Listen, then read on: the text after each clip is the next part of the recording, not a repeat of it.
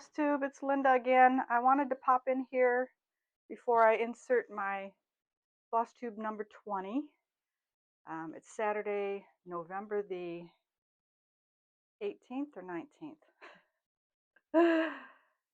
But we're kind of, this video will be a little scattered just because it's going back all the way into mid-October since the last time I recorded, so over a month. I need to, with the holidays, it's been a little hard to sit down and record, but the room got a revamp. Just I couldn't really sew the way things were set up, and I put everything on the wall, so that's all in this next Flosstube. It is Thanksgiving this week, so Thursday, if you celebrate, happy Thanksgiving. I wanted to come on and just thank you for following me. Hopefully there's something in the Flosstube that you'll enjoy. Fast forward the things you don't enjoy, but it's more than just cross stitch. There is, I don't know if I put it all in one area, but I hopefully titled things in a easy way to find things. I have to figure out on YouTube how to section them if you want to go to the specific areas, but for now I'm hoping I went from the last time I recorded and put things in. Not sure if it's a vlog or how they do that, but I did put dates so that hopefully if you want to fast forward to an earlier date or a later date, you can find what you're looking for. I am looking forward to the Christmas holiday, so I'm getting ready to put a little tree up in here. I noticed it's just something, I decorate the rest of the house, so I thought, why not have a small Christmas tree in here? And that will probably be in my next video and, of course, on my socials. But other than the cross stitch, there's a little bit of rug hooking updates. I think I did put my sewing update in there. There's going to be a lot more sewing probably in the next couple months with Christmas. The decorating might cause me a little delay in coming in here, but I'm hoping I can get things organized. Like I said, I want to be able to put them on my calendar and schedule them. I think if I schedule them, I might be able to do them a little easier. So I do appreciate you following, and I hope you enjoy Flosstube number 20. See you next time. I'm in a different location today. I thought I would come on real quick and kind of explain what I'm thinking for the next couple months anyway. This is kind of going to be the busier time for me with my Flosstube. Trying to figure out just the layout and how I want to present it to you all. I'm always thinking about ways to change it up or improve it, so appreciate any recommendations. I know I do get feedback when things aren't hard to hear or what have you. So hopefully we can keep working at that. I know it's a process, but I have been doing Flosstubes now since 2022. Actually, this coming January the 3rd will be my second year with Flosstube. So the first year is always the rocky one, I hear, and I'm always, like I said, trying to change it up to where it flows a little easier. So I've heard people talk about, what do they call it, vlog style. I'm not quite sure what it entails. I know it's more of a, you record during the time that you break, like if you do it every 2 weeks, then in that 2-week period, you're just recording things as you go so that when it comes time to put things together, it's easier to present it to you all. So I'm thinking that might be what I try the next couple months just to see if it's going to work for me, because editing is no joke, especially when you go a whole month. And that's kind of what I've noticed when I've been on my monthly schedule. It's a lot to remember, and I do have, a lot of different things that I'm doing, which takes away from actual stitching time on my Flosstube, but I do try to share a little bit of cross stitch in each of my videos, as well as all that I've been up to, whether it be life updates or other crafts like crochet and sewing and quilting. So when you do all the different things, I just want to combine it all into one video. So I'm hoping that I can be better at that. So I appreciate you sticking with me during this last year and a half or so. I can't believe it's November already, but as you can see, I'm decorated for the holiday. I am itching to get my Christmas things out, but I just want to give full time for Thanksgiving, and then when Christmas is here, we do go into January with it. So I kind of switch over to winter themes, but I just want to enjoy each season, I guess. So this will be up until the day after Thanksgiving is when I'll start tearing it down, and then the day after that, Christmas comes out. So hopefully by the first week in December, we'll have some kind of a semblance to where it's looking like we're going to make, my goal is always December the 11th to be fully decorated. Last year was a joke just because my daughter's birthday's in December, and we were thinking of moving this time last year, and that didn't work out. So because of that, it got up really late last year, but I did get it up. It just ended up staying up until February. I think I finally got it all put away. But this year we want to be a little ahead of schedule. Hubby's already talking about putting the lights on the roof of the house and stuff, the week before Thanksgiving. So at least it'll be up and ready to go, and that way when we go to get the things out of the attic, it won't be too much of a chore. I do enjoy it, but I do get a little busy thinking, how do I want to set it up and all? And there'll be a few changes with the grandbaby of, she'll almost be 2, so I got to be conscious of what I put where. She's been pretty good even with the fall decorations. She'll look at it, and then if it's something we don't want her to touch, then we're kind of, don't do that. But I have paper ornaments and things on the fall tree this year, and she's grabbed a few, and I don't mind.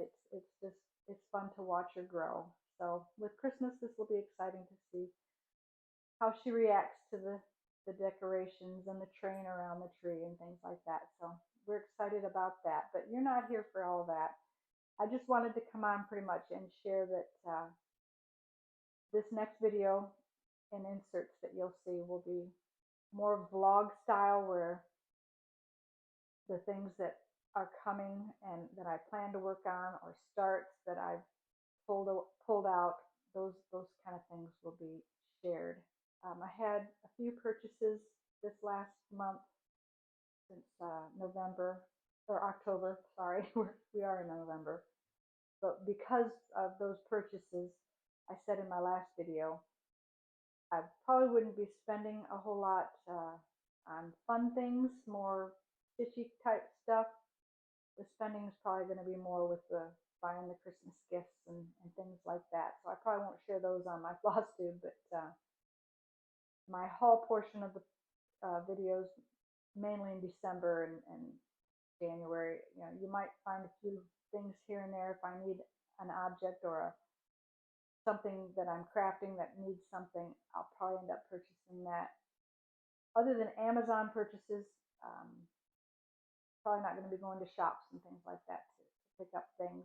I did snag a keepsakes bag that I guess it was Megan from Georgia Girl Stitching, as well as Shelly, Antique Needleworkers, went in together and made a little bundle package. So my husband was very generous and let me purchase that. So I'm excited to receive that. I guess it's their 25th anniversary at Keepsakes, so that's kind of what they were thinking when they put this together. And I wanted a little piece of that since I started my Flosstube. I've always said that Keepsakes is my LNS. L meaning long distance needlework shop, because I live in Texas and they're in Ohio. But I do enjoy getting a package from them. You you see that green gingham and you just think, oh, we have happy mail. So I enjoyed that and wanted to celebrate with them. So I mentioned that to my husband and said I was even willing to do it in payments if it kind of hit the budget a little hard. But he said, no, go ahead and pay the full amount and go ahead and get it. So I was very pleased and want to thank him publicly for letting me get a little piece of keepsakes, I guess you would say, and knowing the stitchers that are there. You know, I watch Megan, Georgia Girl Stitching Flosstube, enjoy what she shares, as well as Shelly with all of the craftiness that she does, as well as making the bags herself. So I just thought that was very impressive and thought I wanted to have that as a keepsake. So I'm looking forward to getting that as one of my hauls, and I will share that when it gets here. It'll probably be recorded, but that's kind of what I'm thinking with the vlogging, is just record things as I get them. If I have a finish or I'm stitching on something, I'll record a little bit of that and put it all together into hopefully what to you looks like a more enjoyable kind of a floss tube, just to kind of keep up with what I'm doing, and then I can go back also and see when I did it if I need to reference that. Other than that, I hope everyone's having a wonderful November, whether it's cool, warm. I mean, today is going to be in the 80s, but we're hoping for some cooler weathers to get back into the season and make it feel like fall. But thanks for joining me, and we will get to the other parts of the video as I do them. Floss tube number, oh gosh, I didn't look. I'll have to think about what number it is or put it down at the bottom. I apologize for that. I did not look and see. I want to say we're somewhere 17, maybe. Not even sure. But because of that, I wanted to do better about doing my floss tubes in a better order. I've tried a couple different things the last few months, and it's just been, I just feel scattered whenever I come on here.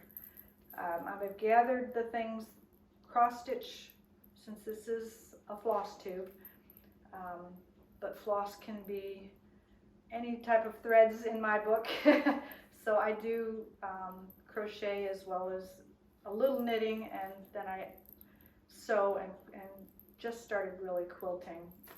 And I'll have a few finished, partly finished I should say, not fully finished, in those areas. I did finish a quilt top, and very excited since it's only my second quilt that I've ever made. My first one was the baby quilt for my grandbaby, and I'm in the process of making a hand quilt that I'm stitching for her next birthday. So I've mentioned I want to make something for her every year and just be more conscious of, you know, putting my time towards things that will count hopefully in the future to those that I give them to. I've done a slew of different things this past month, and I'll insert some pictures either at the beginning or while I'm talking, but did some floss drops, or I guess they're called, not floss drops, scissor fobs, things that you can hang on your scissors. Just, I call them pretties. Gifted a few. I'm in the process of making one, and I will share in the section of what I've been working on. But cross stitch wise, there's a few projects here that, being November, I mentioned I want to be an in-season stitcher. I just find myself gravitating towards that season and wanting to stitch all the things. So might as well start them if I have them, right? Or if I find a freebie that comes out, I usually print it off and kit it up. So some of these are kitted items, and then some are my crochet. But I wanted to come in first before I actually do the organizing of this, and then I'll come back here shortly and we will share what I have here on the table, and do it by whips, and then we'll do it by haul, as well as life happenings and things like that. But it's been a busy month, so there will be a lot, and hopefully it won't be too long. We'll be right back. Again, I think I've got me back in order to where I can share cross stitch first, plans, and then the other crafts that I've worked on. So to get started, I guess we'll start, like I said, with the whips first. I mainly didn't do a whole lot of stitching more than I did kitting. I always find something to kit up. If I have it in my stash, I want to use it. So, but because of that, I think the one that got the most attention, if you're on Instagram at all and you follow the different stitchers, there's been quite a few birthdays lately, but I've noticed I'd like to start, if they have a birthday start, I want to kit it up if I have the chart.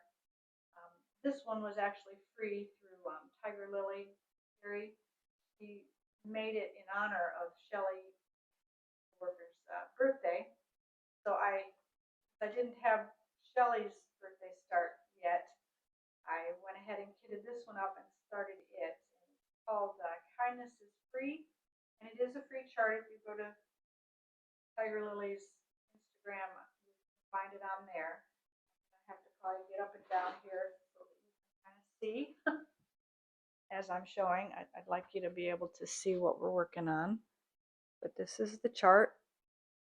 And I didn't have the distressed denim that it's called for, but I did have the tin bucket and the copper. So in place of the distressed denim, also using a Irish linen 28 count even weave. Charles Craft DMC is the brand, the 28 count. But I had Blue Jay in my stash, so I'm using that. And then, like I said, I had the copper. And what I thought I would do, because I had two different blue, and I thought I'd take a strand of each. One is a Weeks Dye Works blue jeans. Get up here close so you can see. Oops, sorry, I'm hitting the. So I thought I'd take a strand of each because I do usually use 2 strands when I do 28 count for the coverage. And then actually I had Tin Bucket, but it was in another pattern that I'm doing. But I did have a barn gray, so I thought instead of Tin Bucket, that's what I was going to use. So those are my flosses.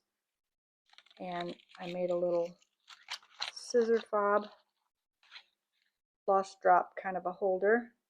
Kind of what I've been doing lately. I've really enjoyed learning as I go, but that was one of the ones that I made. And I know Shelley with the butterflies and the blues, I just thought this would be a pretty floss drop to put on here. But those are the colors that I'm using, and then this is how far I've gotten. I've worked on it, most evenings I try to pull it out, but sorry about the, I'm going to actually take it off of this. This is just holding the big, huge piece of fabric that I have, but I started the border at the top, and as you can see, I'm right here at the edge, so I'm going to have to move my Nerge hoop is what this is.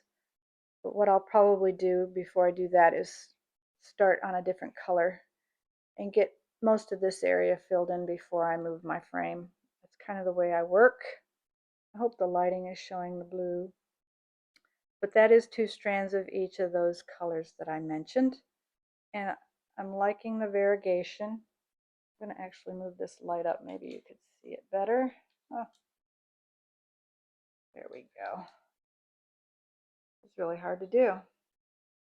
But yeah, I like the way when you get the variegated look into the 2 strands. Because I think it's Classic Colorworks has the variegated look mostly. But when you add the Blue Jay to it, this color here is, you can kind of see the variegation.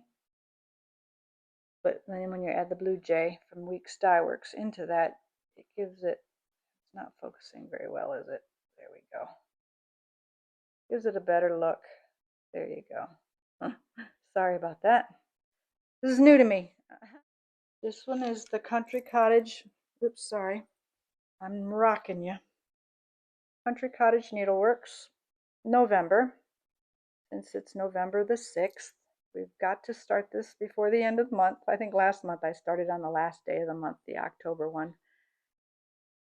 But I didn't get very far, so I put that aside. Now that it's November, we're going to put a needle into this one. And I'll share the threads. I'm using DMC.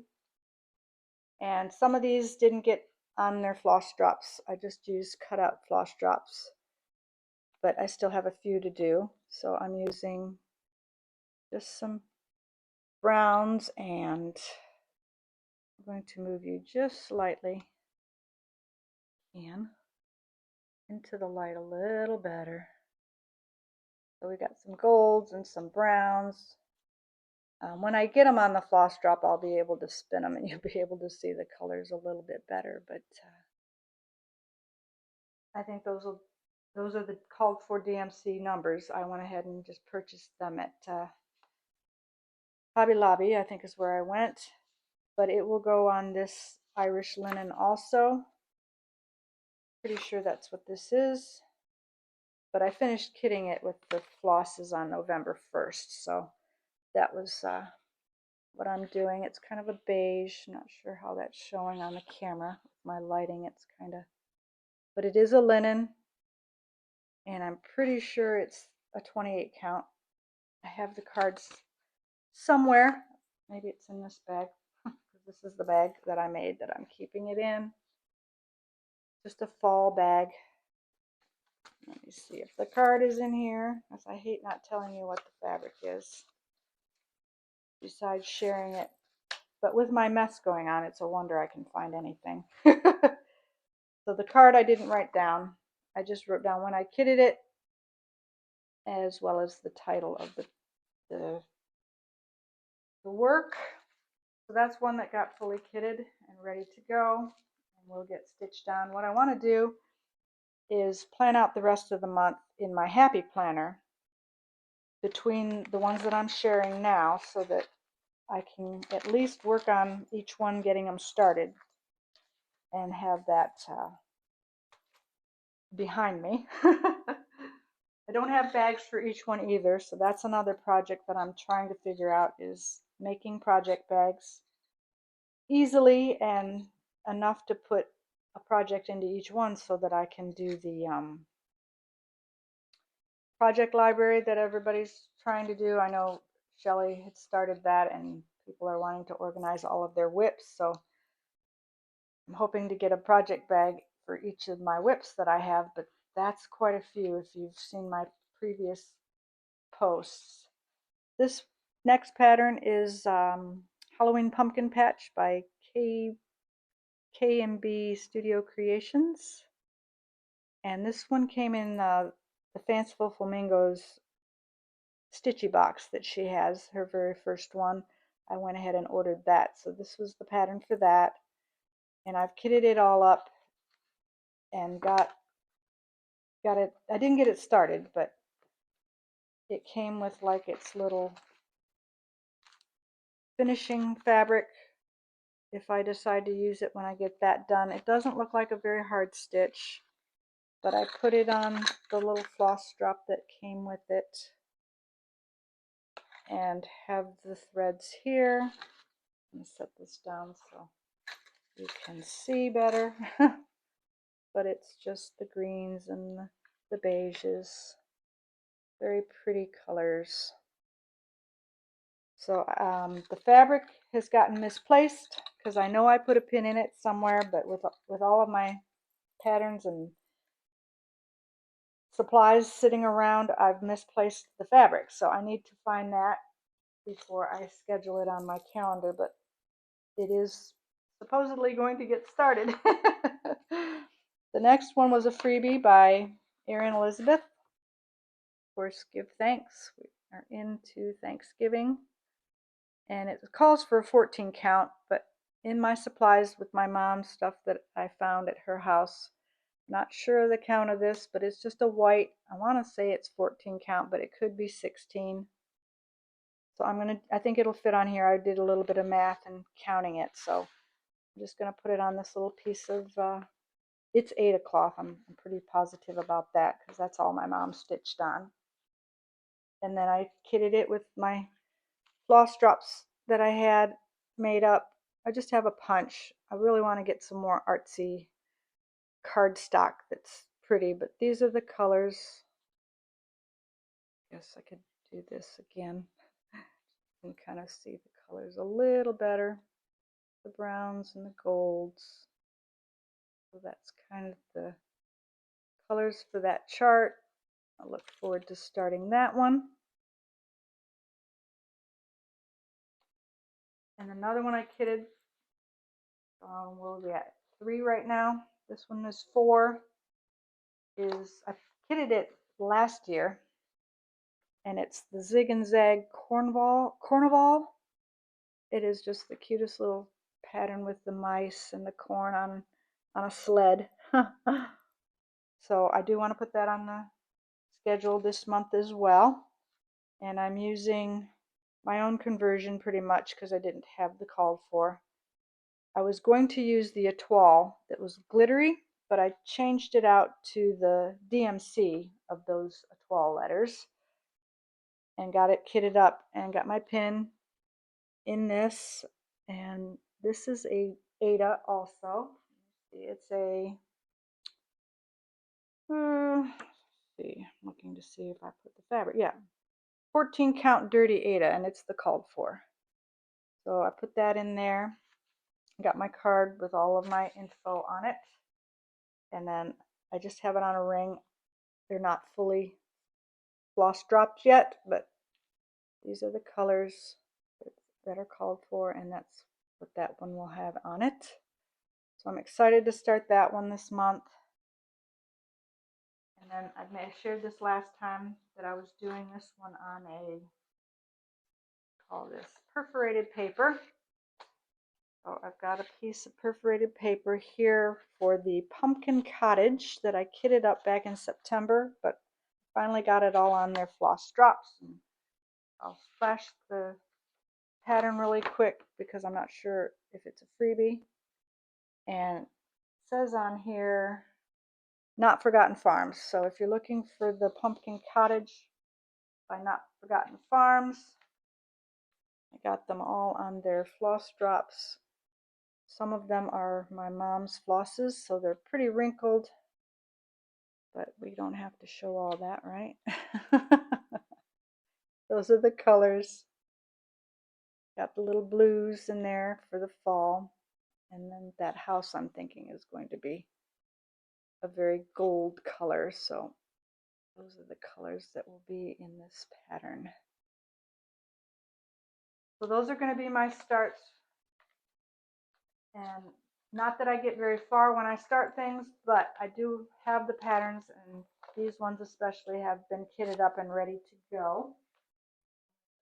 I want to say it was Lisa from Boston Stitches.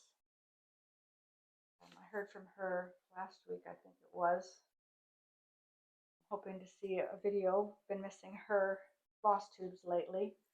But she had a birthday start, and I want to say it was this one. If I'm mistaken, I apologize, but it's somebody's birthday start. But it's the Strawberry Fields Forever. And someone had the pattern, a friend of mine, that had given it to me to borrow. So I really appreciated her doing that I could kit this up. This is a photocopy that for my highlighting, so the picture's not very good. I left the other one over there, but I really love the walls and the house on this one. So pretty.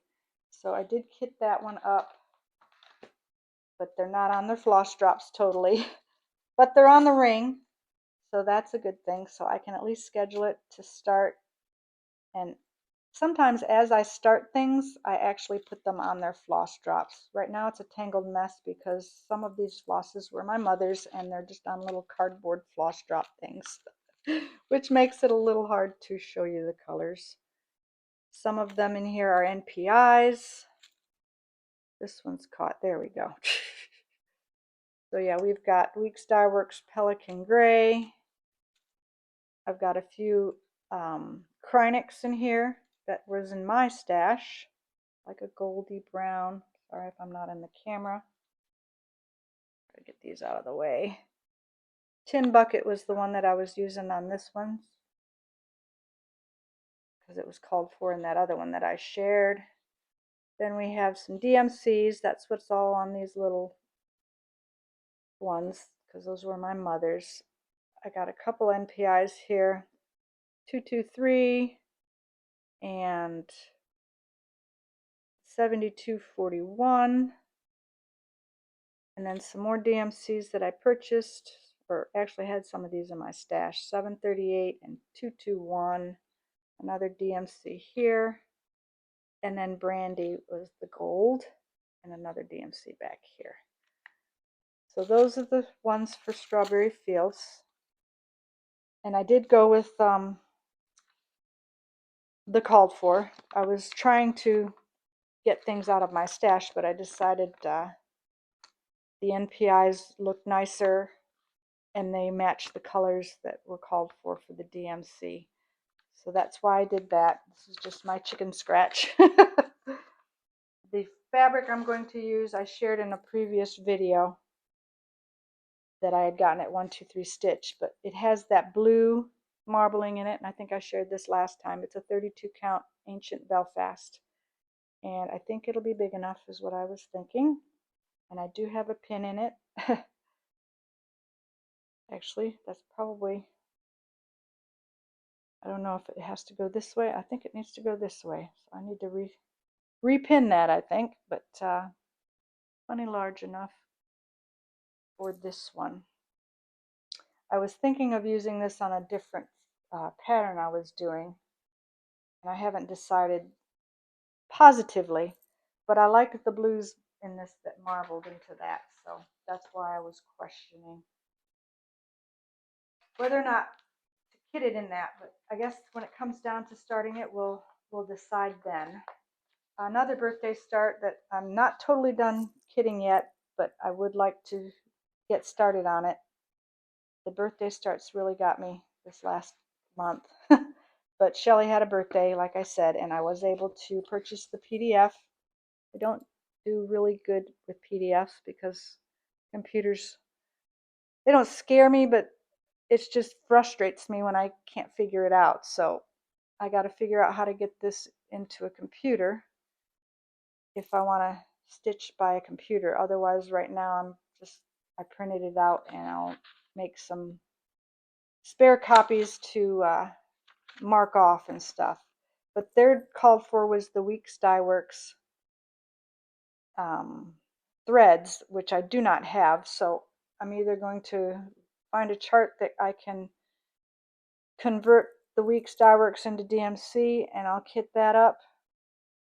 But I did get the called for Cocoa from 123 Stitch, and that's probably true to the color right there, the marbling and the brown. It's really pretty. So my pattern's a little washed out. It kind of looks yellow because my printer's running out of ink as much as I've been printing lately. But the Cocoa is what this is going to go on, and I'm going to keep them together and not let happen what happened to my last one where I missed. Because have you all ever kitted something, found the threads but not sure what they go to? So I have these flosses here, 10 colors. I don't think it was that birthday start, but it could have been this next one I'm going to share because I don't have the flosses, but I have the fabric. But I'll have to figure out if these colors are it or not. I like them. They're very pretty, but there is a pattern somewhere out there that I've kitted that is missing their flosses. This one only calls for 5 colors that I've written down. Maybe I converted it into what I had, because on the back it shares more than those. It shares 10 colors. And let me count how many are here. We might have just found my missing flosses. We have, if there's 10 on this ring, then we're good. 1, 2, 3, 4, 5, 6, 7, 8, 9, 10. I think I found my missing flosses. Because I do recall when this came out, I kitted it before I had the pattern. This might be the one. But it's the Jan Hicks Creates Stitching with Friends. That is the pattern. And I'm loving the colors on it. And of course I had to get a similar fabric. I don't think it's the called for because it's on 40 count and it's a sandstone linen. But it's I thought it was pretty close to the color of the front, and these colors will look nice. I'm thinking on that. You can see that. So that's the plan for Stitching with Friends. I know I'm a little behind because this was a sale from I think it was, yeah, Shelly from Antique Needleworkers. She's been doing it and posting the different parts that they came out. Back in June is when it started, and looks like of 2023, and they supposedly would finish pulling out all of the charts in 2024. So I just printed this out. Might try to do it in the sections like they have here on, you know, specific dates, just so that maybe a little gets worked on each month. So one day a month I can do that, right? So that was another one. And I've been, it's been 2 weeks at least that these were sitting in my craft room, and I was like, what does this go to? So I'm pretty sure they go to this. If that's not right, then I'll know when I start it, right? And then a couple of plans for the cross stitch also. More of the fall and Thanksgiving. These were printouts, and I'm pretty sure they're freebies. One of them says it's a freebie, and I know Sambria Stitches is a freebie, but Fairy Wool in the Woods, or Fairy Wool in the Wood, Give Thanks, had a freebie on theirs. So I printed that off and want to kit it up. So right now I just have, the next three are just the patterns. I will figure out what to put them on. I do have a piece of, here it is, from my mom's stash that I think will be nice for this. So I'm pretty sure these are all 14 count, but it's that cream color that looks similar to this one. And I might even be able to use this whole piece, or maybe two of them, if not three. We'll see how big they all turn out to be, but I'm going to get my serger fixed. I still have not done that, but I want to serge the edges of all these and see how big I'll do the stitch count, figure it out. This one's 90 by 70. Sambria's Gobble Gobble. Need to try and kit that one up as well. Put it on the calendar. It is a freebie. I'm looking for the stitch size. It is a 82 by 37. So fairly small. I don't know how many. I'll have to do my count on these, especially if this is 14 count. And then lastly was a Twin Peak Primitives Mouse of the House freebie. I can share that. Just a cute little, go to their website. I love pumpkins, as you can see, and the orange colors this time of year. So getting these up at least this month. If I don't start them, I'll start them next year. But those were a few others that I came across my radar this past month that I'm going to either fully kit this month and have them ready for next year, or if I surprise myself and actually get a stitch in on them, that would be great too. But finding more fabrics if these all don't fit, but I'll do my math and figure out how much space I need for each one. So those are the cross stitch things on my radar and on my plans. Like I said, I didn't actually stitch on but one thing. I actually did do, what's the name of that one? sampler for my sampler wall. I did have it out, but with my mess in the hallway, I cannot find it. I've put it somewhere. It's in the frame, so it's laying around back there somewhere. I just couldn't find it before I got all the Flosstube stuff ready here. So I did the Susan Stanley. Got work done a little bit more this month, which I was very pleased with. A couple of the sit and stitches that I go on Wednesdays. We went to the boxcar one last week, and the week before that, kind of been my focus stitch when I go away, because it's easy to grab and go. I'll just share. I got all of my 2 patches for each of the blocks sewn together by hand, and I'm using, oh sorry, I'm using the Liberty fabrics on these, and I'm loving, the more I do it, the straighter my stitches get, but yeah, I'm showing you my back, sorry. My next step for this project is to stitch these together down this one side to make a 4 patch, and then I'll have 12 blocks to stitch together after that.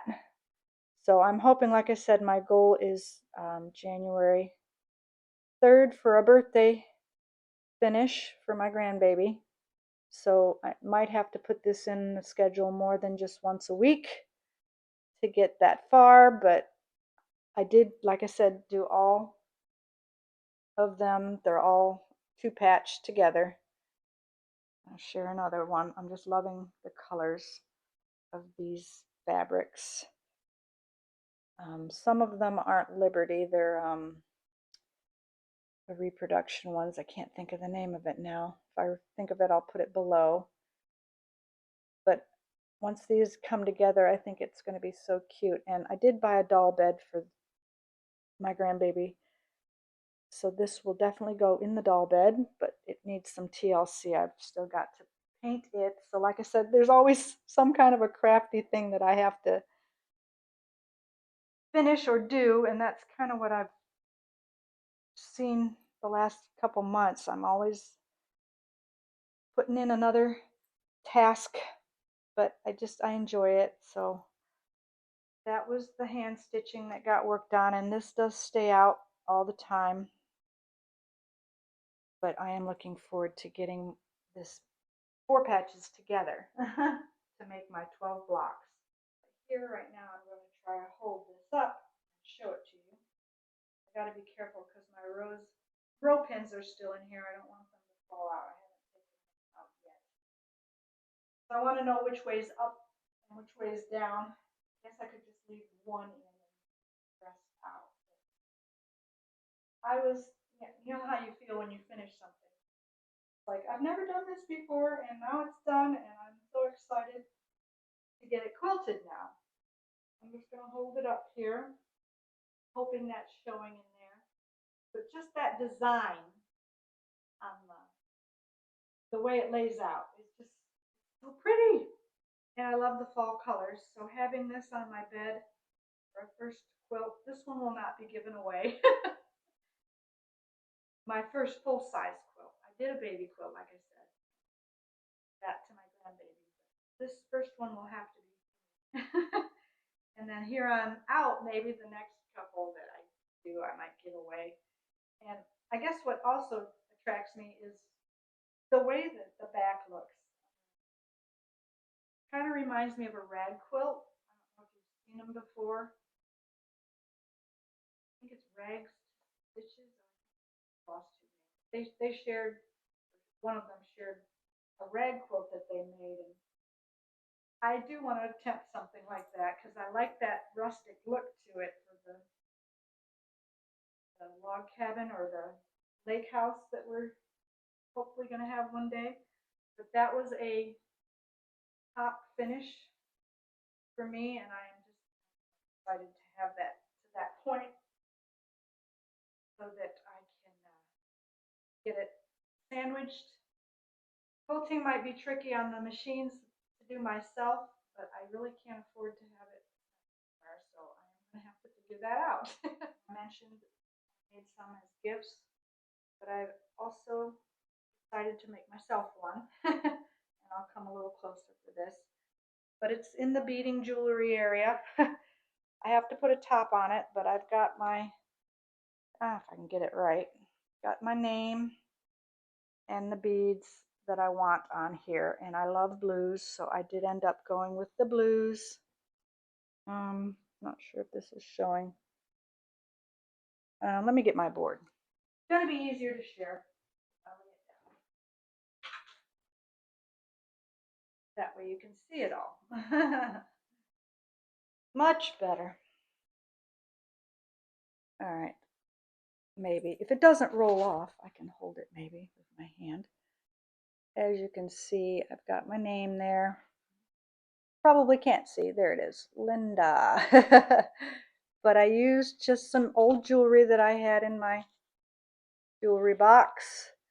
I found an initial, see if I can hold it up here, L. My lighting is pretty bad, but like I said, some of these were just pieces of jewelry that I had. And we're going backwards. I'm so sorry. Thought this would work out better. Maybe if I go like that.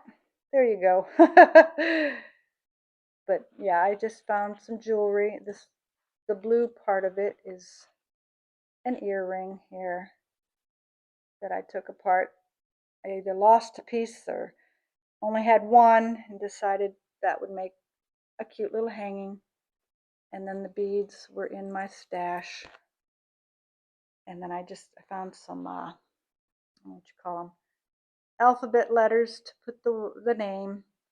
And I just have to figure out the top that I just haven't gotten back to closing up the top.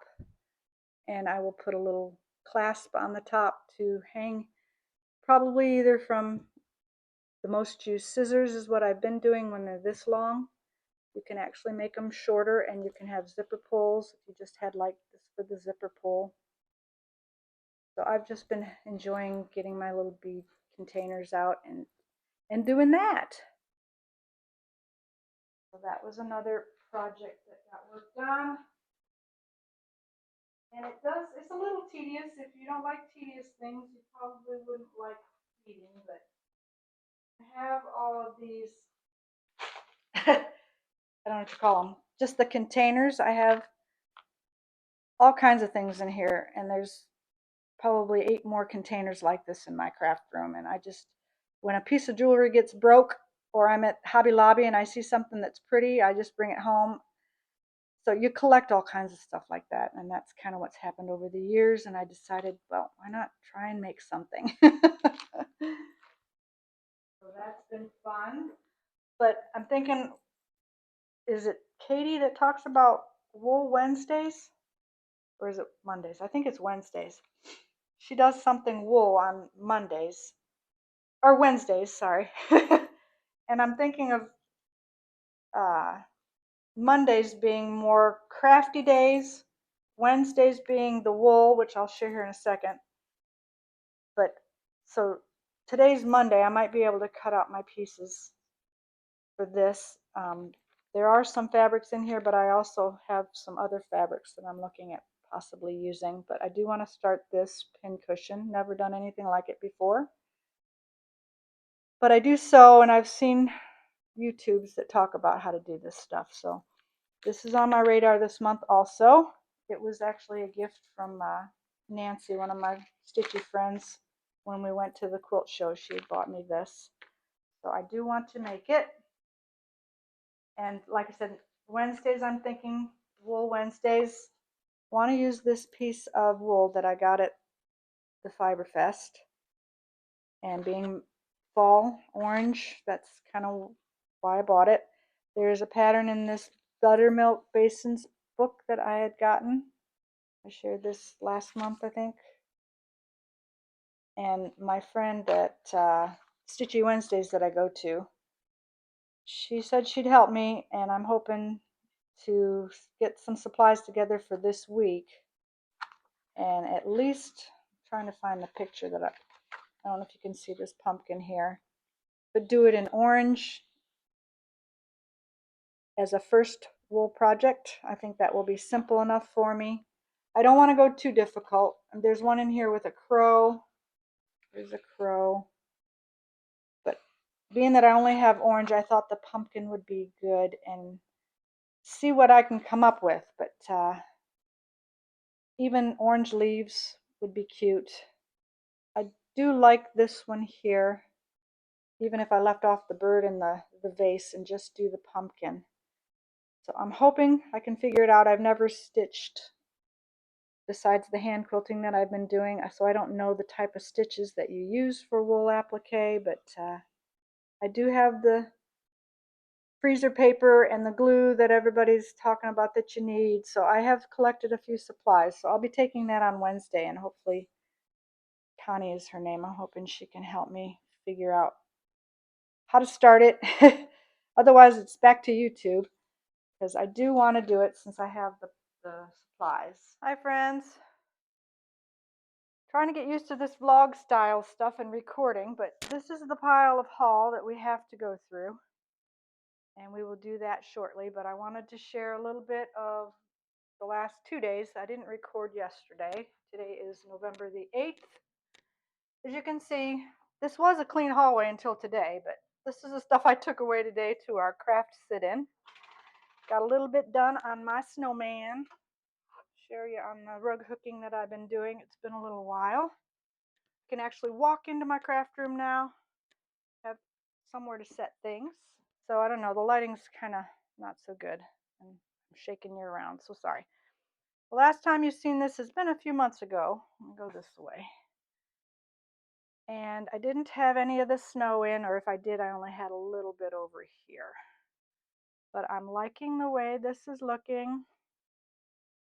The person that showed me how to do this, Connie, gave me a couple options. I mean, with rug hooking, you can go in straight lines up and down, and I might do that with the sky. But for the snow, I kind of wanted it scattered looking. But I am doing this for the first time, so it's all kind of new to me. And I like the way the snowman's sitting on it. It looks like dirty snow, but apparently when I get everything filled in, it might look a little whiter. The face is kind of scary, but for a first-time snowman, I'm liking it. So I got to spend a couple hours on that today and finished up the bottom snow. And I think next I'll start filling in the snowman's body. And then after that, I think all that's left is this blue that goes all in here. Kind of like a blue sky. Colors are kind of washed out, but that's my rug hooking today.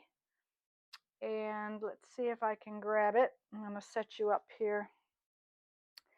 Since the last video insert that you just watched, I can get in and out of my room. There's not anything on the floor.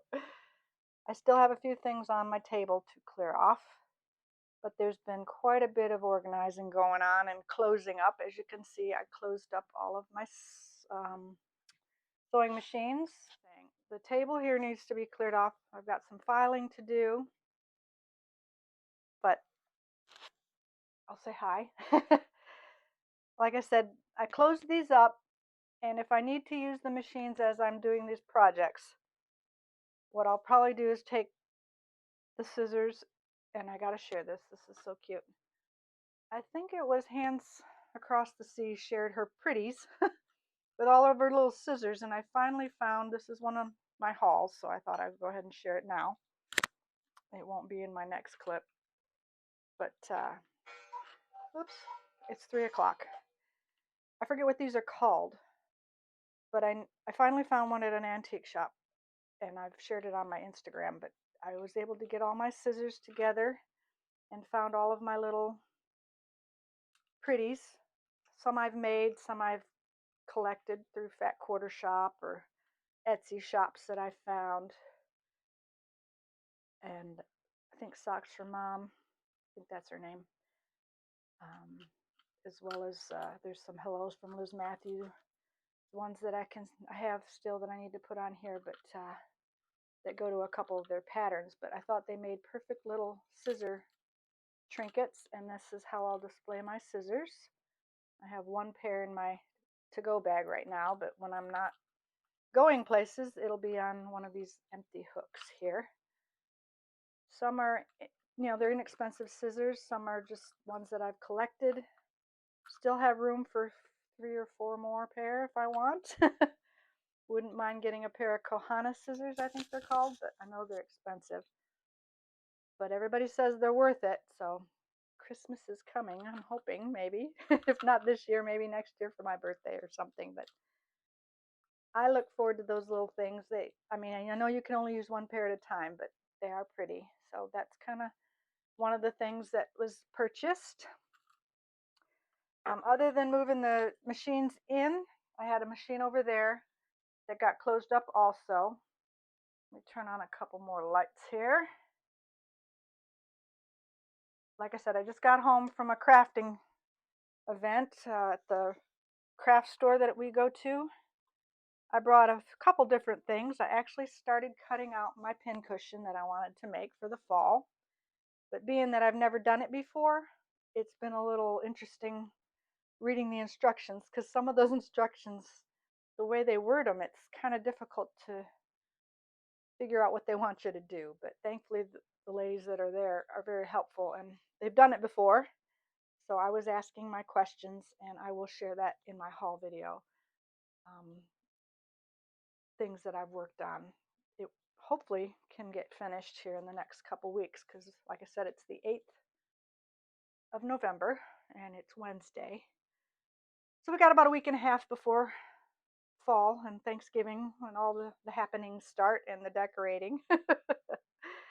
But I wanted to share over here what I've done so far. Another project, and you've all probably watched a few people that have been doing their project libraries. Sorry if I'm too close. Got to get used to holding this. I don't have one of those selfie sticks to get far away, but I got it to the point where I could walk in here. Like I said in the first video, I couldn't even get in here, but I was looking in this closet here and was thinking, yeah, I did a few things on the shelf here.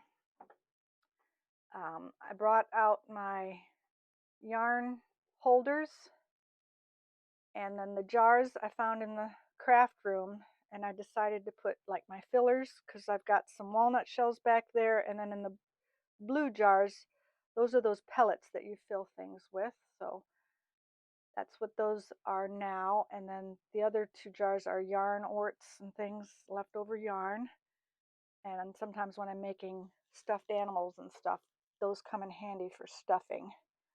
But what I'm thinking with my kitted projects here, kind of a mess the way they've stacked on there, but that's what I was mentioning. It's kind of hard to pull one without everything falling. So these are my whips, and these are my kitted projects that haven't been started yet. So what I'm thinking is trying to clear off at least 3, if not this row, just depends. I'm thinking this row might be easier to see and pull from, but if I can take these off, of course, remove 3 bins of yarn, because I don't think I'll want to get rid of any yarn, because I do want to use the yarn, because I am constantly crocheting something. So I'll probably just transfer and just do a swap and put the kitted projects, make sure they all have what they need in the bags, go through each one like I was talking about, having a card in each one, knowing what fabric's in there and what I'm using. And lining them up alphabetically by designer is how I've got these tags, A through Z. This has the Brenda Gervais, so by last name. And sometimes I use, instead of hands-on design, what is her name? Kathy, well, her name is Haberman, so it is an H, but certain ones I go by their shop name and not their actual name, because some of them I don't know their names, so I use their shop name. Like Fox and Rabbit, it would be an F for Fox. So that's kind of what I've done and how I've organized my projects. So because of that, it should be easy to, like I said, line them up. And I'm thinking 3 shelves will be enough to fit these. if I do 6, this depends on how many yarns I can get on one of those shelves.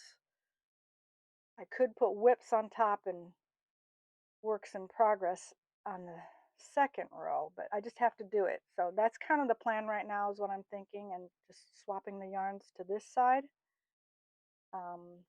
Those up there are whips, but those are all knitted or crocheted whips. I'm pretty sure they're mostly knit, but some of them might have some crochet projects in them. But what I'm thinking of doing is taking those off of there and getting another shelf similar to this one, so that I can see the projects, because right now I can't see and I really don't want to label each one of those bins. But if I can get a small bookshelf or even a 4-unit maybe and set it up top there, it'll look a little neater, as well as being able to see what projects I have in there. Could actually put them in bags too and label them, but yarn's a little more bulky than cross stitch, so I just have to figure out what's going to be best for that. So that got work done yesterday, and this morning is when I got some of the stuff up on that shelf. And then I also took the ironing board off of my rolling cart, because I think I want to keep my works in progress that I'm working on, like all my fall projects that I'm getting ready to start and do, and the ones that I have been working on. Keep them like on the bottom shelf of this cart, as well as possibly, we'll see, other crafts like the pin cushion that I'm making, things that I'm actually in process of working, and then like the little jewelry fobs, I'm in the process of still finishing the one with my name on it. So I might decide to just store that kind of stuff in here and know this will be the cart that I go to when I'm working on something, and keeping it a little straighter than just, where did I put that kind of a thing. I straightened the wall up here a little bit, put more hoops up here, and looms. My looms are up there now. I can actually see them. I used to have them in a hat box, but I put my round looms up there and my long looms down there, as well as my scroll rods are hanging here, kind of in front of my NPIs. My thought with the silks, since I took my Krynex off of here, and I'll show you where I put those in a second, but my NPIs, I'm doing by the 8 colors. If you go online, you can find what the basic 8 colors are, and there's blue, green, reds, browns, purples, oranges, yellows, and pinks, and I think black is the other one. So there's 8 pegs for that currently, but what I'm thinking of doing is keeping that color code for all of my cottons as well as silks,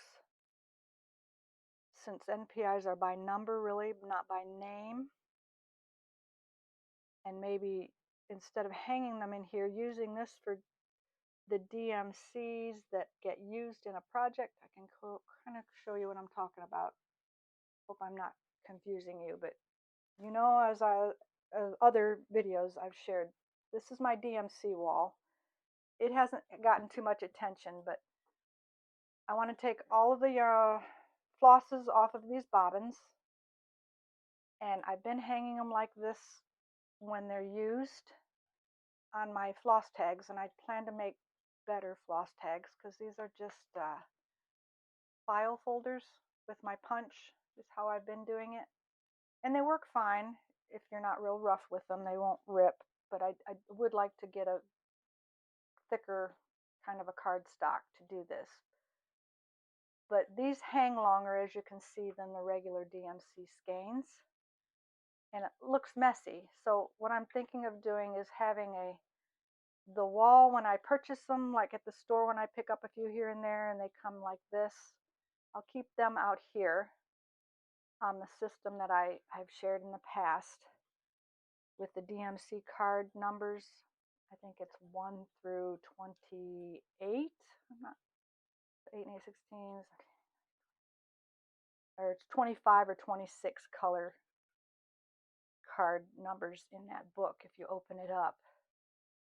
And row 1 has a certain amount of numbers on it, and so I'll have that system out here with the new skeins, and then the ones like these that I've used, I'll use and take those and put them in the closet on those other pegs that I just shared after I get my NPIs off of them, because I think it'll look neater with the bobbins all taken off and then these ones in the closet, and keep the ones that are neat out here. That's the plan. And the NPIs I'll share and get over here. You've seen my drawer before with my overdyed cottons. I put them down here in my file drawer, and I've cleaned these drawers out a little better and made sure that I've had enough cards. Woo, I'm tilting you, so sorry. This is hard to do. Excuse me. So A is here, B, and on each one, I'll back up a little. I've got one card for the Classic Colorworks, Gentle Arts, and some of them don't have any on it because I've run out from kitting so much. And then, like this one only has 1 weeks. So I put 2 cards per letter so I can collect more. And then there are some in here, like, what are they called? No, it's on the second one. Farmhouse Flossies, different people that overdye cottons and stuff. So when I collect them and they have a name like Buttered Pecan, I alphabetize them. And so Weeks Dye Works, Classic Colorworks, Gentle Arts, those kind are on this side. And what I want to do on the other side, like I said, was bring my silks. So I'll have this side for cottons, this side for silks. And the NPIs aren't here yet, but I need to cut some more of these. And like I said, these are the file folders that you just cut and punch holes in. Not my idea. This was Michelle Farm Girl. I think that's her name. She just actually had a floss tube the other day. But I'm sorry, I'm really moving you around here. It's her plan. If you go to her blog many years ago, giving her credit for this because that's how I got the idea. So I want to do it for the cottons, like I said, and then have silks over here, A through Z. And right now all I have in here is the Trenway silks. There's only a couple. So I'll put my NPIs over here. I used to be in a club through Keepsakes to get my silks every month, and I might in the new year start that back up again. Because I don't have a whole lot, as you've seen in the closet. There's just a few, but I would like to get more colors of silks. And that's how I want to do my silks that are on rings. The rings, or the silks that are on spools, and the cottons that are on spools. This is part of my project. They're kind of in the way. These are current, what do you call them? Ones I want to start, but they're all kitted. They need to be added to my kitted projects. I just haven't gotten to that point yet. Like I said, I'm going through each one. And these are actual whips, so these all need to be put on those shelves, but I didn't want to put them in there until I got the yarns figured out. But you can see behind here, if I can move it enough out of the way, these acrylic ones are holding my spools. These are all the sulkies that I have, and I have plenty of empty ones to put more in. Another brand that I have, what do you call this? There is a name for this, and I can't read it because I don't have my glasses on. I got them from Fat Quarter Shop. You're all yelling at me and I can't think of the name of it. 100% cottons. What are the names of these? There's a name for this, and my mind went blank and I can't think of it. It's the flosses that they have at the Fat Quarter Shop. Anyway, I have more in projects that I need to pull out here, but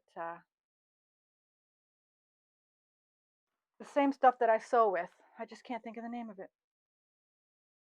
If I go back and rewatch all this and put the names underneath here, you'll know what it is. But it's another 100% cotton that I kind of wouldn't say I've gone snobbish about, but it's the only ones I like to use when I'm sewing. Aurifil, sheesh, I knew it would come to me. So Aurifil flosses are in here. And that's what the ones that I have in projects. And then I have a variegated sulky down here. So when I get more, I'll just start filling them in. That's the plan for these acrylic spool ones. And then up here I have the Overa Swaz. And I don't have a whole lot, but I have a couple in some projects with my new stand from R&R Woodworks. So that's the plan for my spool system for storing flosses. So I thought I would share how I store them now. Really didn't change much, but I just wanted a better system for the silks, as well as cleaning up my DMC wall so it doesn't look so scraggly with all the long strands. I think having them in here on these pegs and then put these silks into the drawers. So I'll keep the pegs up here for as I use things and finish a project. I'll actually do the same system as I do the DMC, where one peg will have row 1, row 2, row 3, row 4, row 5, that can just so on. Other than that, the wall holds my crafty things, my paints, sewing machine oils, stuff like that are all on there. That's kind of the way I get to things easy. So let me pause here and we'll put in the next insert, which is going to be haul the last few weeks, 4 weeks. So we'll be back. All right, we are here again, back into the haul portion. I do like the fact that we're cutting these into small pieces. I can do a couple a day. Some days I do skip. Like I said, I didn't do anything yesterday. It was a little busy trying to get the hallway cleaned up. But let's try and go through this quickly. And I'm sorry for any rattling, because some things are still in their bags. Like I mentioned with the little scissor thing that I bought, while I was there, I also found this, the tag said sewing box. So I'm calling it a sewing box, but I've had a couple comments on my social that it's a vintage magazine rack. I guess I can see where you could put books on the bottom. I don't know if you can see it in the camera or not, but there's a shelf at the bottom. But it reminded me of the small sewing box that my mother gave me last February when I was there, because the way the doors open, and when you open the doors inside, there's a little tray that comes out. And right now I just have like, they're like tension gloves when you're crocheting and knitting. If your hands cramp or whatever, these are supposedly good for that. I have a little magnifying glass in here. My trusty winder for my flosses. I have 2, so I keep one in here and then I have one for on the go. And then I keep my pencils, fingernail file, lotion for my hands. Right now I don't have any projects in here, but this will sit in the living room next to the sofa, because when I pulled everything out of the living room that was bulky or just looking like it was messy, I thought having this would be a handy thing, because I can put my crochet projects on the bottom in the bowl that my father-in-law actually made. So we like wood pieces, so something my father-in-law made. So I keep my crochet whip that I'm working on, currently doing a Christmas hat for the Jingle Ball, which I'm going to. I only bought a ticket, so hopefully I'll get into some rooms and be able to stitch with some stitchy friends. But I started a Christmas hat that I wanted to wear a Santa hat, so I'm crocheting that. So that will go in there and just sit here in the bottom. And then I could line up some books, cross-stitch books that I use all the time with motifs and stuff, and put those on the bottom as well. And then I found this little tray that I can slip down in here as well, and currently have a hot light if I need a light. Usually my stand has a light on it, but sometimes if I can't see it, too dark. An extra light's handy. Notepads with my pencils, like I said. So just a couple trays to have inside here with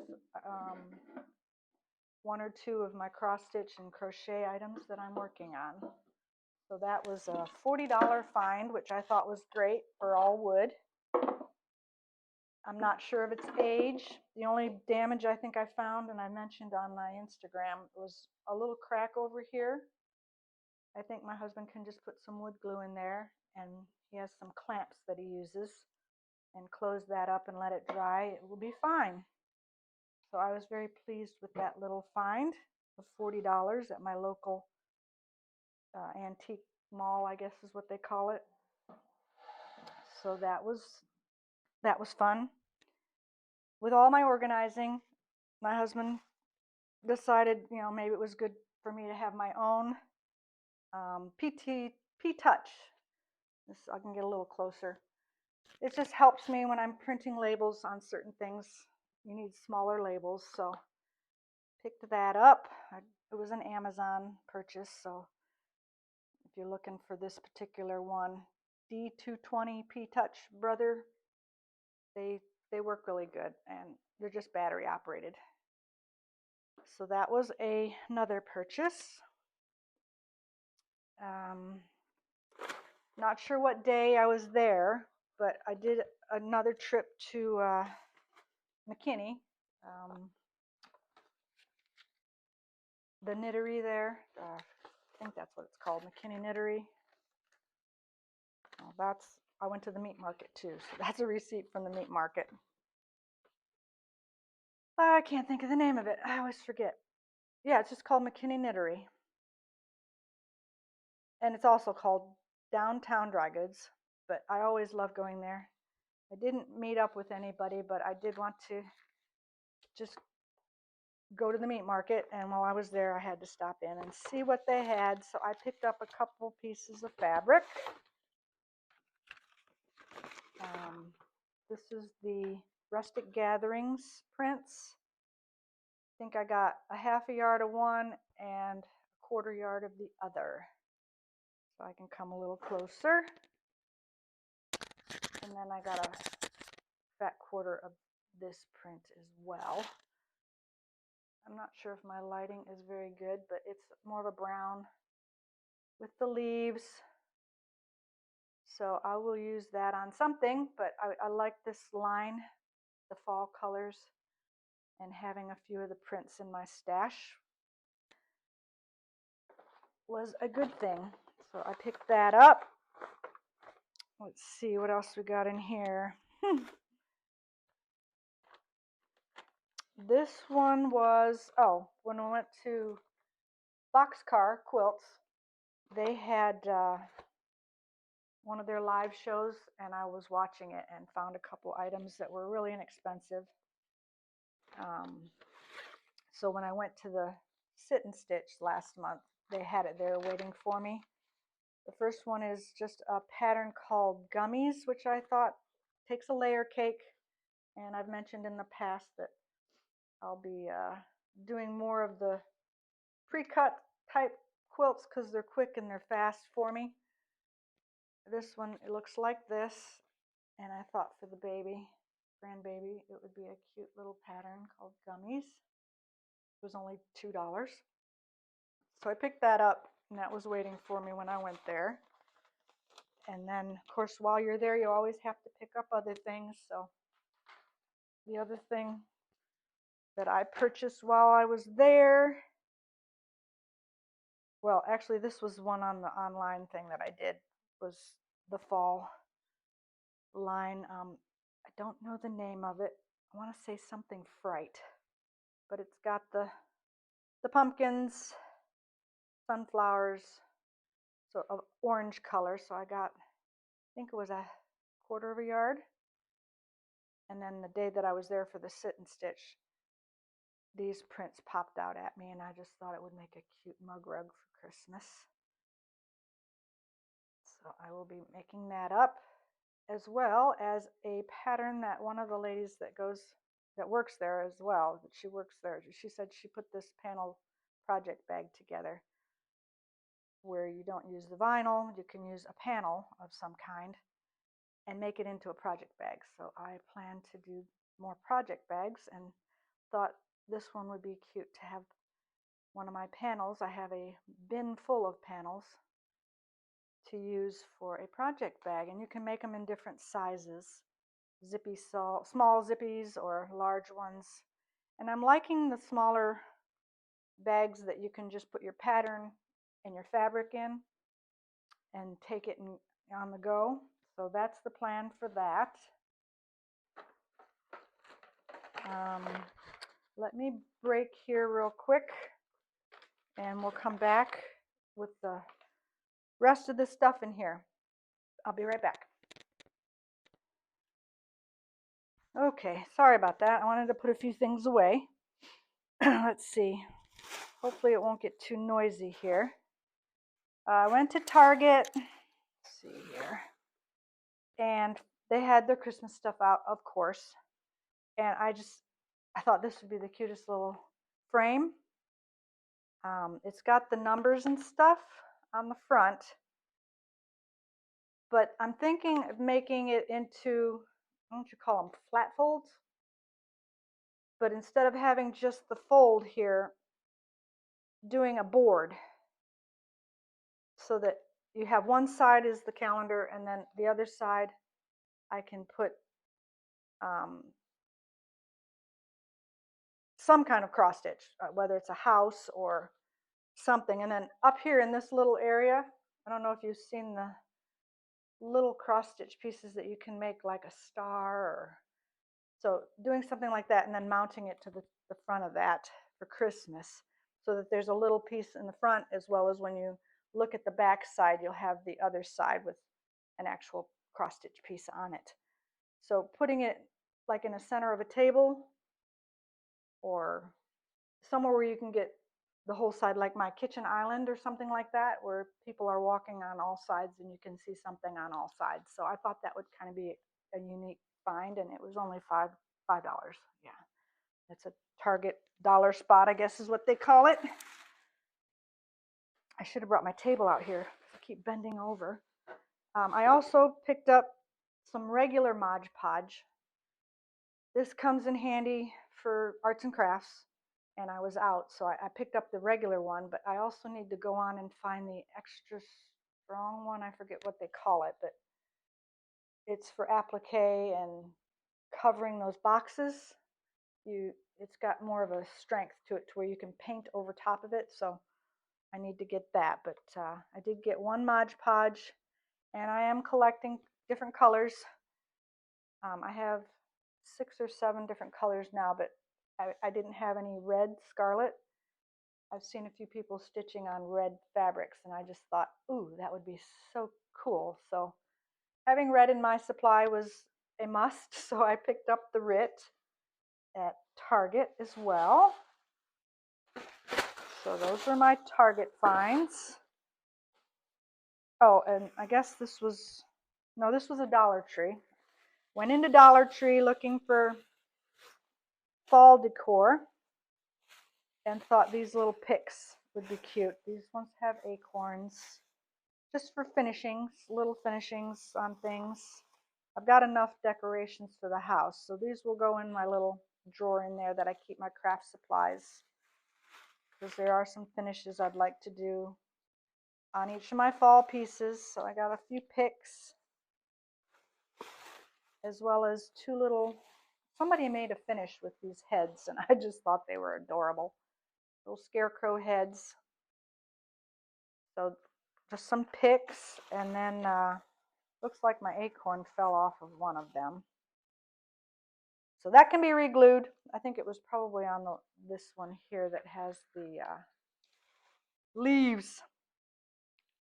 I'll stick it on there somehow. I'm pretty sure it was on the front of that.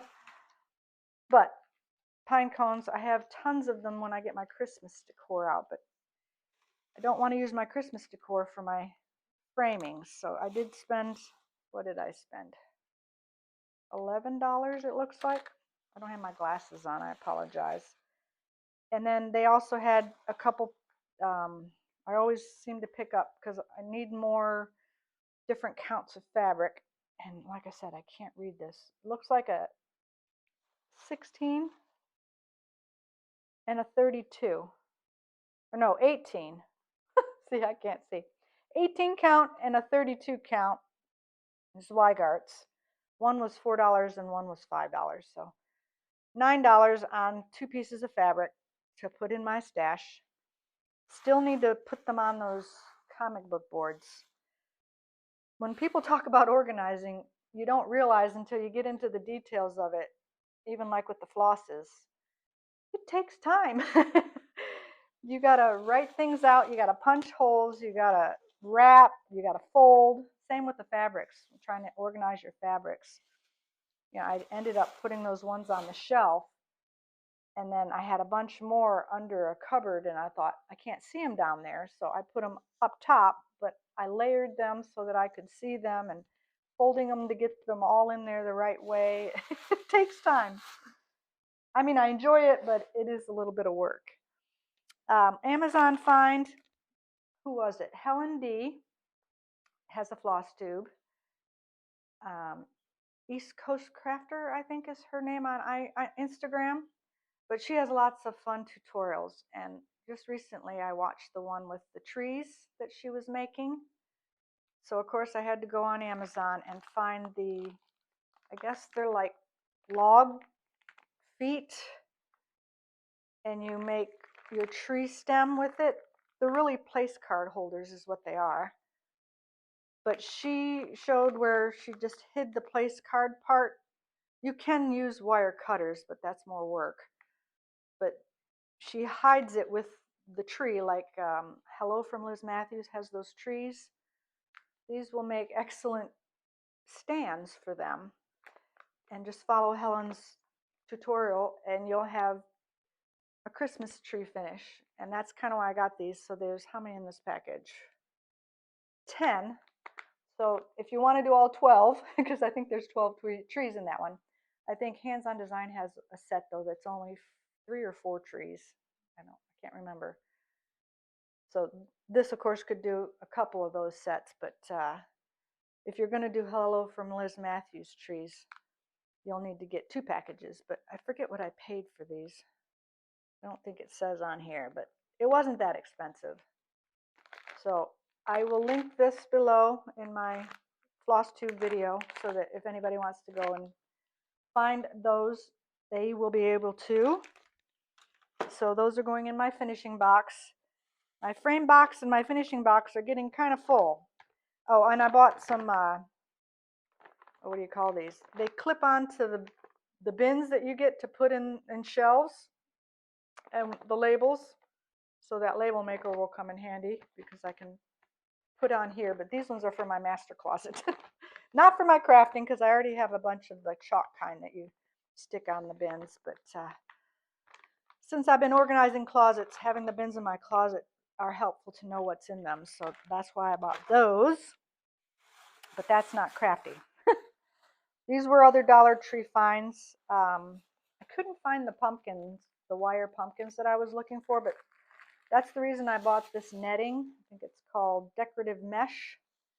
But they were showing how to cover the pumpkins and make them really pretty. So I bought a few rolls of the mesh in the fall colors, and I could also use the green for Christmas. So there's 2 different greens and golds. But there's one basically that's more fall colors. So I bought 4 of those, as well as some fall ribbon. Always need more decorative ribbon. I have plain colors, but nothing that says autumn and blessings and fall. So I bought one of those, as well as a size, what size is that? 5. Because I think one of the things I'm doing, I'm using a 5 pearl cotton. So starting to collect the different numbers of the DMC pearl cottons. So that one's more gold. Let's see that. But it is a number 5. So just always collecting more flosses. Because like I said, when I went in there to look at my silks, they're pretty much bare. I've got them all in projects. And I don't like going to another Like if I'm kitting something and don't have it, I don't like to go to a project to find that floss and pull it out, because then that floss will be missing out of that project. So yeah, I have to have doubles of everything. Few books that I got on, well, this one came from Half Price, a couple of them, as well as I went to Half Price and looked through their books to find a few of these.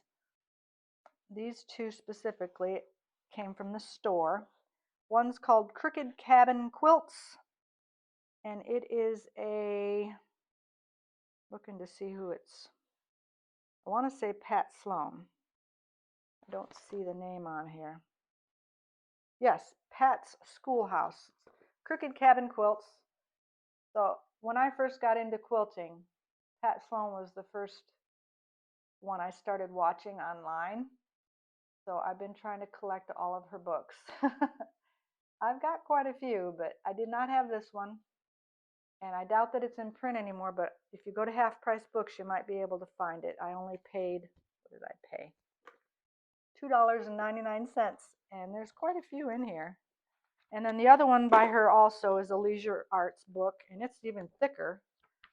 But look at this pumpkin on the back. Oh, it's just so cute. I really want to get into putting things on top of the quilts, because like with all the, I mean, maybe not as many as those, but if I could applique a pumpkin on the back of a quilt like that, oh, I mean, that just looks fun to me. I don't know why, but this one was only $4, $3.99. So there is quite a few in there. So I have a few others that has the more updated ones that she's done for the seasons, but I thought having her older ones would be fun as well. And then Katie from So Tattered, she shares things on her Flosstube, and I have to go search it out. I don't know why, I just do.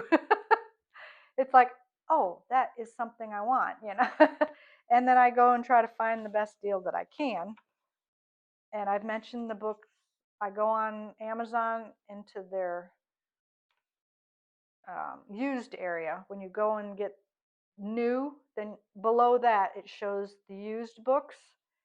And you look and read the condition of them, and some of them say like new, and when you get them, they look like brand new book, besides maybe a little piece of sticker that's like up here in the corner. I mean, there's nothing wrong with it. There's nothing missing. Not even really, I don't see anybody that's marked in here. So I was like, okay. But she shared this quilts from Aunt Amy in, I think it was, if it wasn't this last video of hers, it was the one before that. She actually had this quilt hanging behind her. And she shared a story where someone had given her the book that the quilt was in because she wanted to make it again, but she didn't have it. And so when she got the book, she was, you know, really surprised. And then lastly, I was at Half Price Books and went to their magazine clearance area. And I always go through to see what I can find. And oops, they actually had a primitive quilts, winter projects, and my style. This one's winter, back in 2000. I think that says 18. Can't read it. I am blind without my glasses. But this had some things in here. It still has the, I don't know what you call them, applique papers to trace. So I will find things in there to do, I'm sure. Prim Penny Cats. That is a cute one. I mean, me and cats and dogs, I mean, anything pet related, I'm into. And I am waiting on one that I found online also that's, I want to say Olivia B.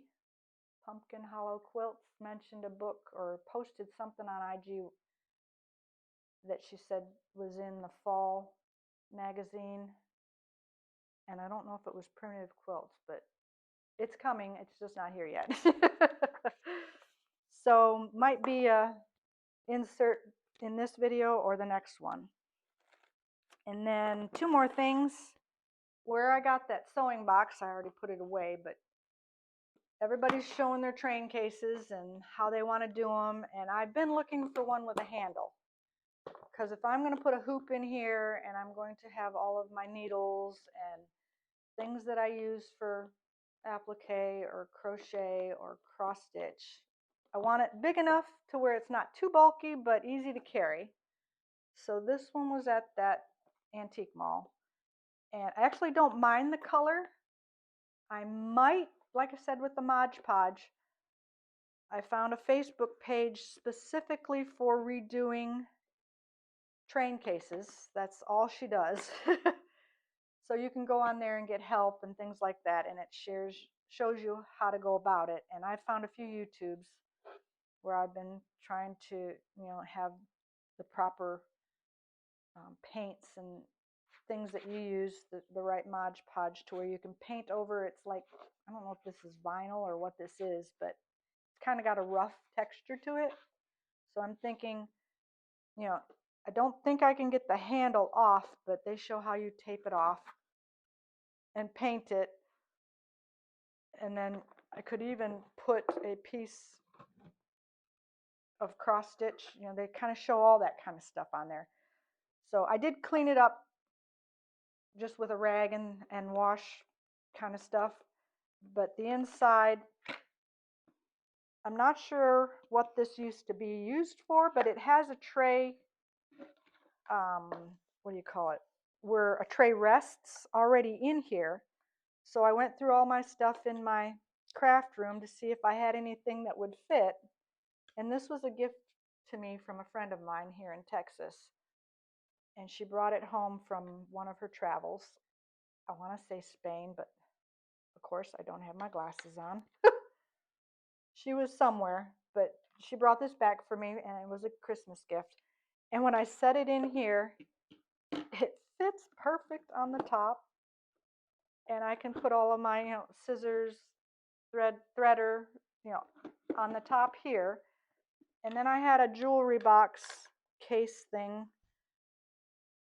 that I found. Right now there's batteries in here for some lights and my sewing pins and my, what do you call it, thimble. But I'll kind of get closer. But it fit in the bottom there. I don't know if you can see the divided thing. So once I get it painted, and then over here is just a pair of glasses on the side. And there's some thimbles in there, pin cushion with my pins and safety pins. But that website shows how to resurface, and you can use material. Not sure if I'll keep this on here or not. Some people put mirrors. I probably won't do the mirror, but I want places where I can hang things if I need to. Flosses and stuff if I want to store my cross stitch in here when I go away. But I just thought it was the perfect case, and I think I only paid $11 for it, I think is what it was. And like I said, it's in good condition, but I just need to get it fixed up and do that. And then lastly, oh, don't want to break anything. Let me put my tray back in here. So, and right now I just have a ruler in there. Set it down here. So I'm a little at a time doing small things like that when I find them. And then cleaning up the craft room was a big job. So maybe next week I can start actually finishing on some things. My last purchase was from Cute Little Fabric Shop, and it's an Etsy shop. And I think it was Olivia B as well as Katie. They were all talking about this fabric, and I love books as well as the classic books. So when I heard about the fabric, I had to go on and see if I could get any. But I couldn't find the fabric, but I've mentioned I'm wanting to make project bags. And they actually had, it's from Riley Blake Designs. And it's the Pride and Prejudice fabrics by RBD Designers. And it says 2023, but I was able to get, and here's their card, Cute Little Fabric Shop. If you're interested, they might still have some. I haven't gone on there to look. You can screenshot that if my big fingers aren't in the way. but it's the Etsy shop that I used, and I will share with you. I forget how many this makes, but I'm all in for some project bags that, look at this. Oh, I'm in love. And more so ones that don't have the vinyl fronts. So I've got a bunch of Lori Holt ones that I'm going to make, and now I have at least, I think there's 4. Guess I could open the whole thing while we're standing here. And of course this video will probably be too long, and of course it's upside down. But look at this! I'll go slow so you can see. We've got this over here with the alphabets. And then the I love Darcy. A girl likes to be crossed a little in love now and then. And I'm not sure. Oh, there's the instructions. So I don't know. I guess, what would that be? 1, 2, 3, 4. I think there's 4 here. So 4 nice size project bags and the instructions. So I am looking forward to making those ones up. I might actually start with these ones before I do the Lori Holt ones. So that was my haul the last 4 weeks. I don't think I forgot anything. If I did, no big deal, right? I do know something that was shipped yesterday, and I can't believe it shipped already. But I did get the bundle with keepsakes for the bags that Shelly made for their 25th anniversary at Keepsakes. So my husband let me purchase that. So I was very grateful for that, and I'm excited to have a little bit of keepsakes here in Texas, because the LNS is my long distance needlework shop, but I do use them more often than most needlework shops, unless they're local. And besides, but because of that, I don't get to a local needlework shop. So I've used keepsakes for many years, since I've been into this now, 2018, somewhere around there. So when I first heard of them, that's kind of where I started buying all of my fabrics and project whips and patterns. And I just enjoy sharing and appreciate you all coming back each time and watching. But I'll get this uploaded and put together. And like I said, in December, I hope to be back, but with all the decorating, I can't promise that. Might be January before I get back to it, and maybe in shorter vlog style, kind of what I'm looking at, maybe just recording every few days and then putting it all together in a 2-week span and uploading that, so that it's just a little easier than the monthlies have been lately. So I hope you enjoyed, and thanks for following and watching Flosstube number 20. Hi friends, it's Lynda again from Richter Stitcher. Almost forgot the name of my channel. Richter Stitcher. Anyway, it's May the 10th, so it's at least 2 days since I recorded. So these inserts are going to be a little different. I got to get used to the vlog style. So I've been making videos every couple days, and then I hope I can put them in the right order. But real quickly, it's Friday, like I said, May 10th. I wanted to come on and put this insert in first before the other inserts, so it's probably going to be out of order this time. I'll get used to how I'm doing this. But I wanted to do like an unboxing today. When I got home from the dentist, there was a couple packages on the porch. Now, I'm not sure, some of these packages might be my husband's, but I'll give you a sneak peek. This was on the porch, and I can't believe it's here already. But as you can see, I don't know if you can see. I'll come a little closer. Actually, I'm probably showing my address. Probably not a good idea. I'll edit that out. Anyway, as you can see, it's the Keepsakes cat. 310. The if I recall. But I think I mentioned in the clips that you'll see something that was coming, but I'm going to unbox it now. So, spoiler alert, this is happening first because I want to see it. I'm so excited. As for the updates for this Flosstube number 20, I wanted to make sure I remembered that. I've been doing, I mentioned this in my haul, you'll see, the box. I want to clean it really good on the outside, and I am thinking I will paint it.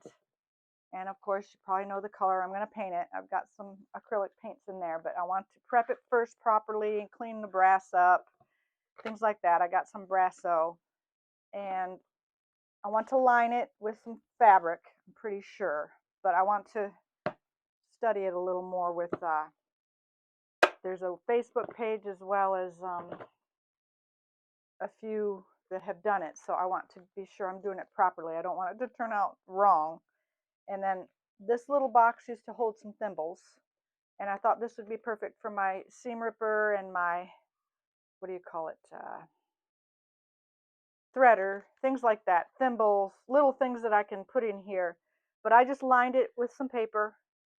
I'm not sure what I'll do to the outside yet, but had to, this like cardstock. I was going to do material, but I thought this, for the little box, it would be easier and quicker just to do some paper. So get a little closer, you can see.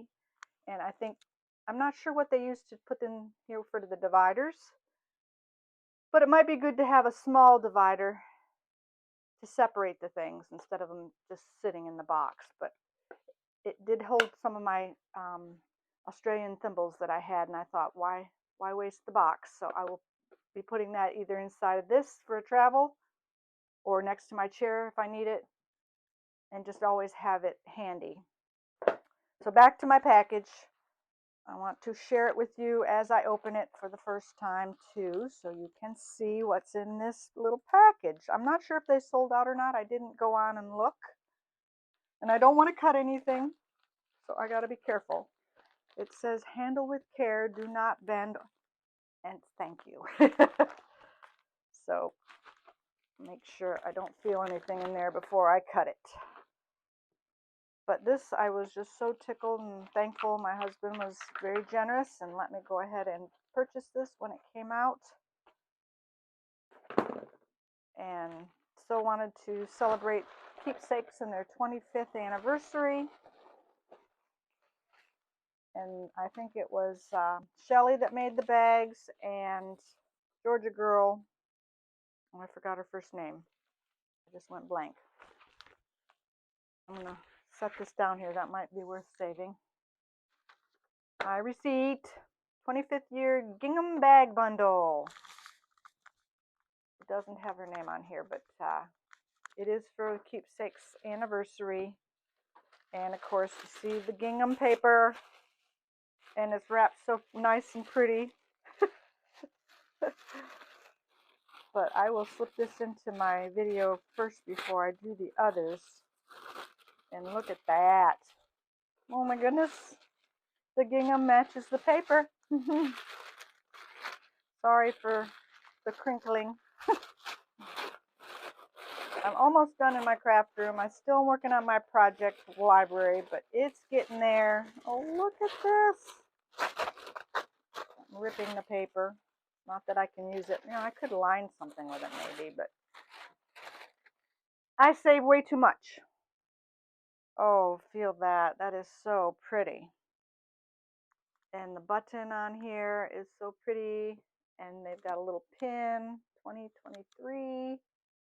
Oh, Shelly, your work is just so pretty. Look at how straight those stitches are. I don't know what kind of machine you use, but oh, I love it. And I do feel things in there. And it is a snap. So she has a little snap on there. And the lining, oh, that's so pretty. And the other Georgia girl made this pattern, or designed this pattern. And it says, celebrating Keepsake's 25th anniversary. Lighting in here is awful.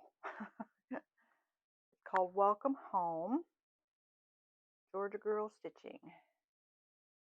I didn't realize she made patterns, so that's in there. Of course, keepsakes card. Oh, I like that they did it in black and white. That is kind of neat. And there's the shop cat. Their information. I'm going to screenshot that. And then along with the bag, Shelly also made the little, oh, and there's another pin on there with 2023 with a little bow and a vintage button, which actually is a, let's see, I don't want to rip it. Oh, I guess it's a tie. You untie it. There you go. It's a ribbon. Okay, so that's really cute. So a little matching bag to go with it, maybe for your notions or your flosses if there's few. But you know what I think I'm going to put, the first project that's going to go in here is, I forget the name of the pattern, but it's Keepsake's House. That's what I'm going to use this bag for. So I did put it in my whips, or not whips, my kitted projects already. So it is kitted. So it's just going to go slide right in here. And I also can put this in here till I get it kitted, just so I don't lose it. And it is also a reminder. I like how that magnet really sticks to that too. It's a quality one. So that came in the mail today. So part of my haul, since I did a video already of all my haul, which will come after this video, since I'm kind of, I guess, doing it backwards. This would originally be the last video in the series if I'm vlogging, but I'm going to put it first because I wanted to kind of let you know what's coming and then let you know the haul that came.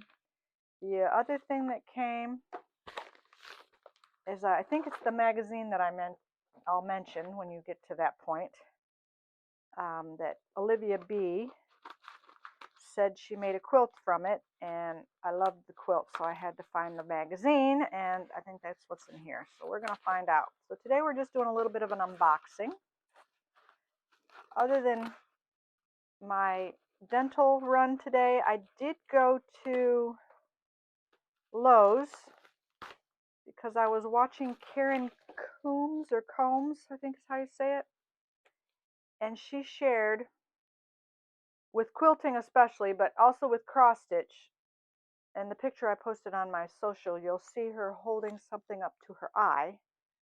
It's one of the door viewers that you put in your front door or whatever so you can see who's out there. Well, it spreads things out, and I was going to order it online, and I thought, well, I'm going to be at Lowe's anyways picking up some boxes for things that I need to store. I went down the aisle to find one of those door viewers. I didn't bring it in here, so I'll post pictures of that. Maybe I can slip one in here as well, but I purchased that as well. It was like $7.98, and there's several options. You can get the nickel or the black or the bronze, I think was another one. So, and I didn't want it really big either, so it will actually fit in this little box when I get it finished. To have it handy, like if you're looking for mistakes or whatever, that's kind of what Karen was showing to use it for, and I thought I need to pick one of those up just to have it on hand. So that was a haul purchase. But yes, this is the magazine I mentioned, that I think it was Olivia B. Pumpkin Hollow Quilts, I think is the name of her.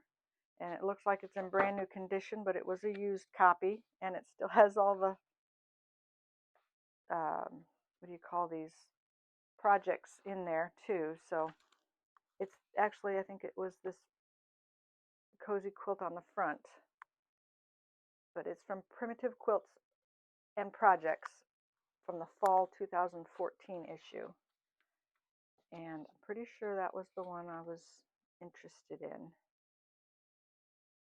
But there are some cute ones in here. Look at this one that says cider on it. It's just adorable. Kathy Schmitz is some of the ones on the back. Patchwork Garden, that's a cute one too. I like all that, the one color or almost two color scheme, kind of what it looks like. So I am going to look forward. I'm going to apologize for the lighting here. I'm going to move you up. Might be able to see a little better. I do have a ring light, but it doesn't seem to be helping much. I probably got it set up wrong. Maybe this is the way you can see it.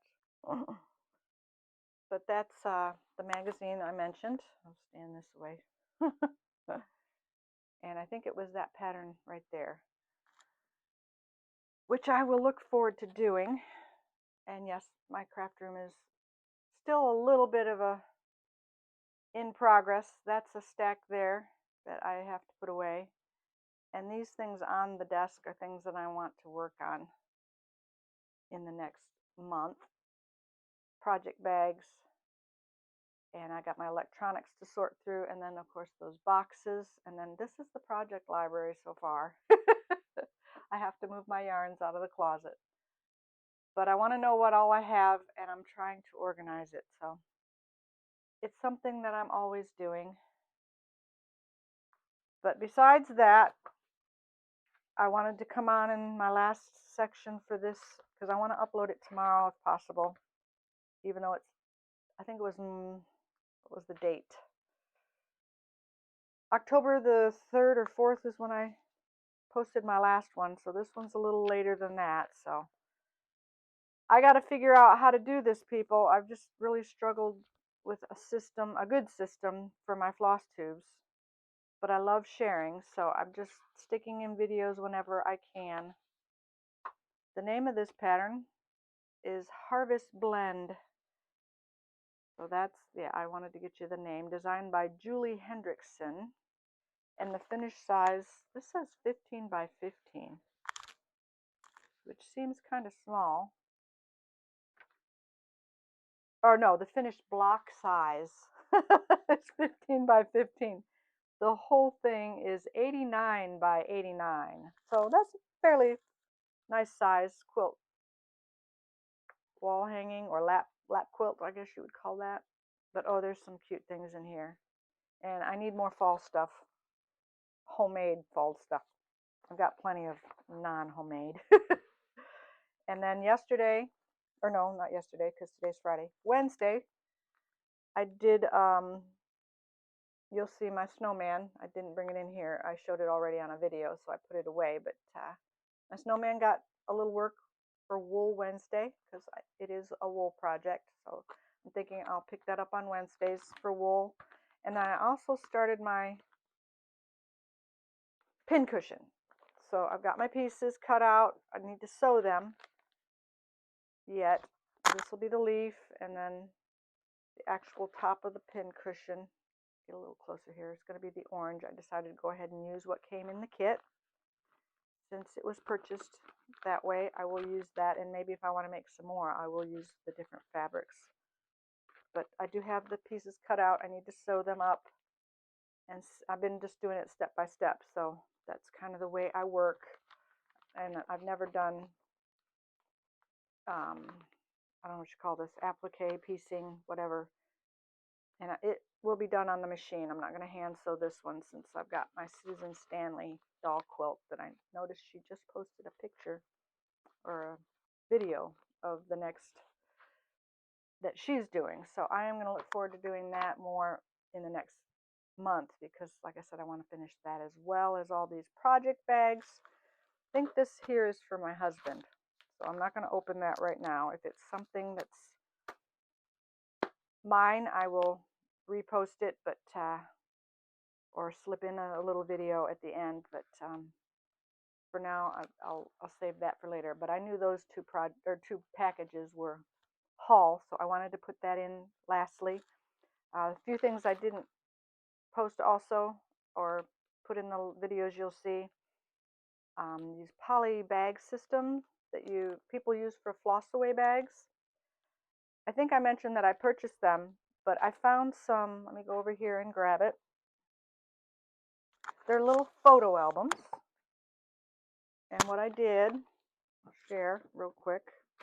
I have 3 of them, and I might go get a couple more because this one still doesn't have anything in it. But they have these little rings. Sorry if my mic is getting hit. And I'll have to figure out, because right now they're just on one ring. in here because I have to repunch some holes for them to fit evenly. But they're just the bags, and I'm thinking for different silks and things and projects, so that like the, forget what they're called, the DMC silks, they get really slippery and I don't want them getting tangled. So I think having these bags for those kind of projects in my whips, as I'm going through them, I want to put them in these bags and put what number they are on the front. And then when I'm done with the project, these will be the little booklets that I keep them stored in.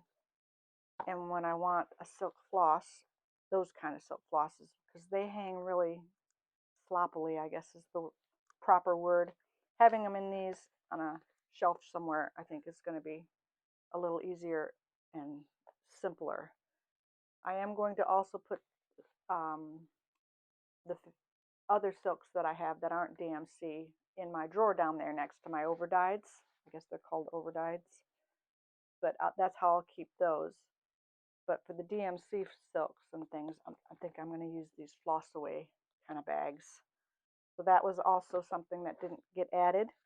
And then for quilting purposes, everyone said that Little House brand was a good applique pin to get, and sewing pins too, but I needed some applique pins because I don't have them. They're really tiny, but I did get these in the mail. It was an Amazon purchase, so that was another purchase. But that, and I found another roll that was laying around that I had purchased at, I think it was Target or Walmart, but it was a harvest ribbon, $3. I just didn't have a lot of holiday ribbons, so I picked up a couple of those and shared one, and then this was the other one that I found. So that'll do it for the haul, and I will go ahead and get some of this stuff put away, and the editing will start, and then we will get this uploaded. And like I said, if it's not tomorrow, being Saturday, it will definitely be by Monday, the 12th or so, around the 12th of November. Not sure, like I mentioned, or I will mention, because you won't see that until the next few clips, but I will be back hopefully in December if the decorating and the Christmas plans don't get too crazy. But don't hold me to it. If there's no time to record vlog style and get it uploaded, then I'm probably just going to wait till January. But I'll do my best to come back in December with 21, Flosstube 21. But I appreciate your following. You always see my posts, of course, on social media, see what I'm up to. I mean, if I go silent for a while and you're wondering what's going on, it's probably because of the holidays. But hopefully I can keep up with it. I'm trying to be better organized, especially for 2024. Going through my projects and getting them all sorted so that I can decide what I can sew up for my family for Christmas gifts. That's probably what's going to be in the plans. Besides my evenings, I do like to crochet and cross stitch in my chair, so I will pull something out next to the sofa there and do that. But 2024, I'm really looking at not starting new stuff. So you probably won't, if I pull something, it'll be from my kitted projects that I already have or ones that I've actually started, my whips. And then I do want to do some finishing because I have I would say 4 or 5 that can actually be finished. There's a Christmas one that is high on my priority list to get framed and put on the wall for Christmas. So I'm hoping I can figure it out. That's kind of what it is with like even these boxes. It's like I've never done it before and I don't want to mess it up. So with sewing, you can always unsew, but like with these boxes, I guess you could undo it and try to redo it, but I don't want to ruin anything, especially with framing. Cut it too small, or I think you know what I mean, but there's a few cross stitch pieces that I want to get on my wall and start my sampler wall too, but I need to start with some small samplers before any of the larger ones that I've started. But being that I've started so many, is why I'm noticing I'm not getting anything finished. So I need to really focus in 2024 on doing what I've started and maybe put goals down in a book and schedule it and say, okay, this I'm just going to do, and maybe in a year I'll actually see some good progress. I do finish things, but they're sporadic, and I really would like to see some of the patterns that I've fallen in love with get worked on a little bit more than they have been. So enjoy your weekend. Happy Friday. Happy fall. And we will talk to you again soon. Bye-bye.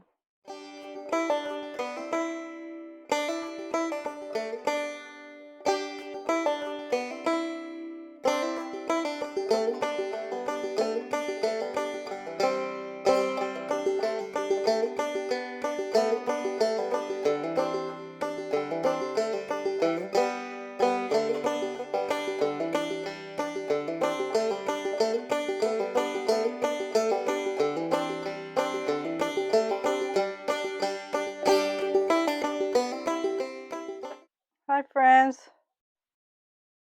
Yes, my floss tube's late. I had to come on. I just want to share what I've been up to in my happy place.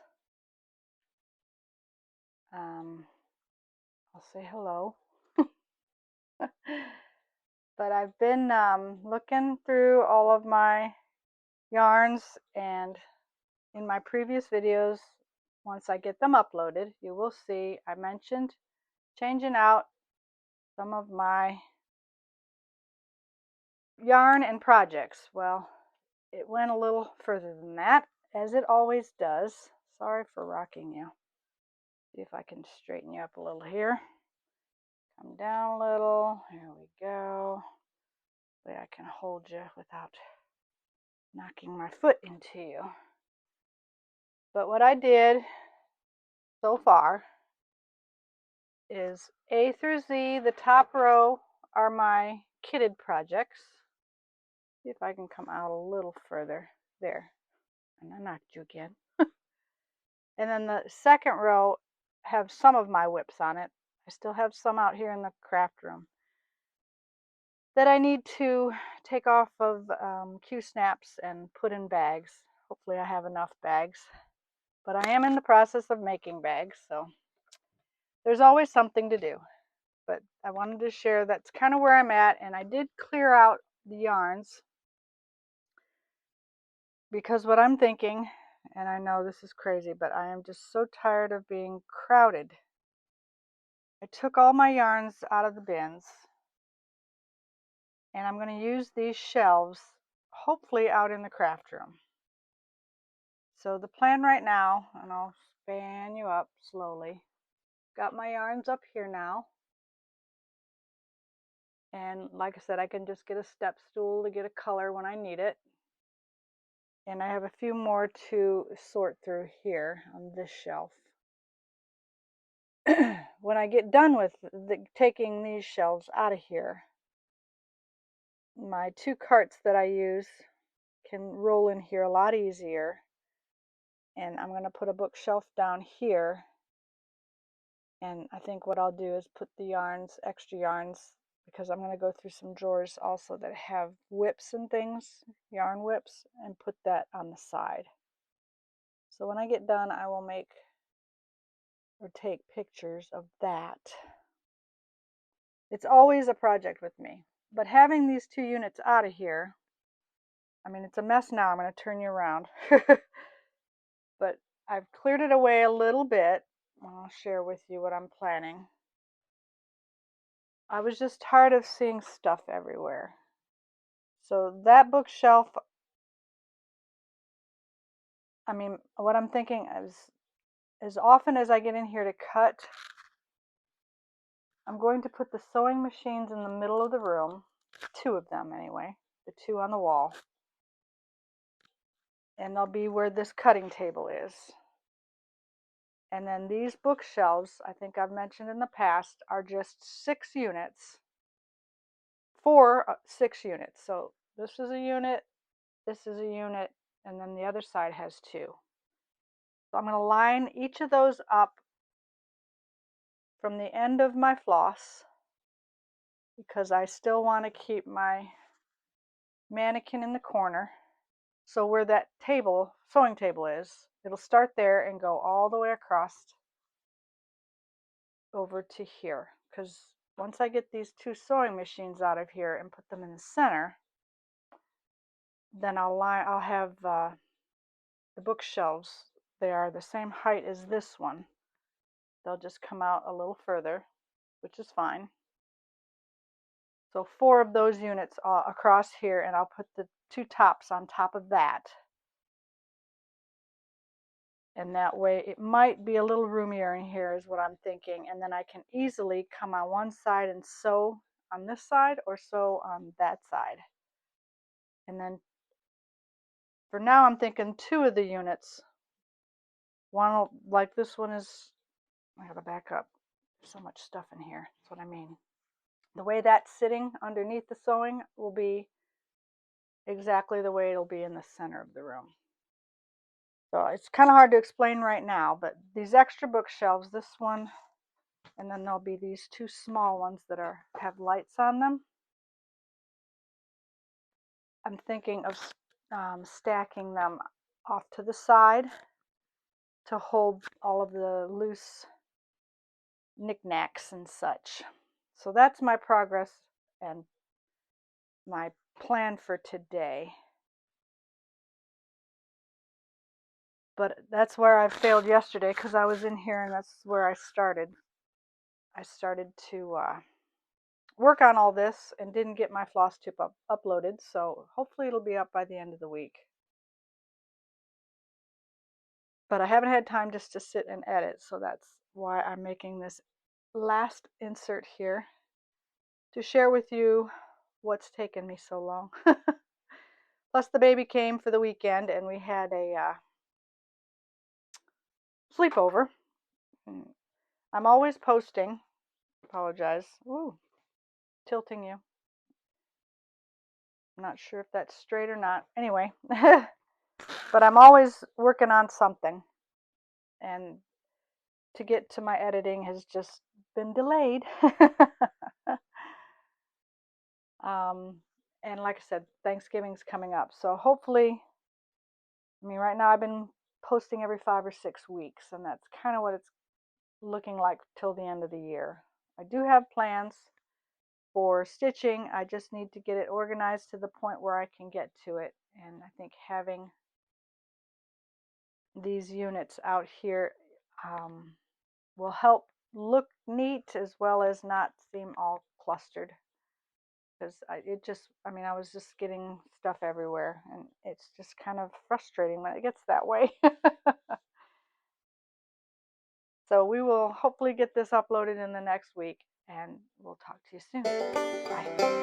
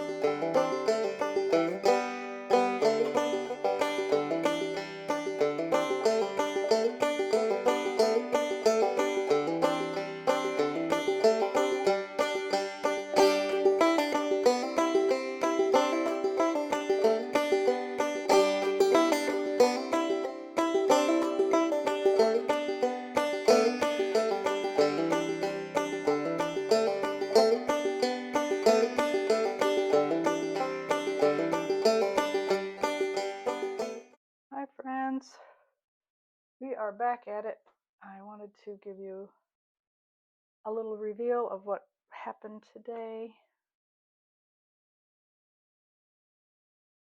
We went ahead and got everything situated where I can walk in here. I still have a few things to figure out.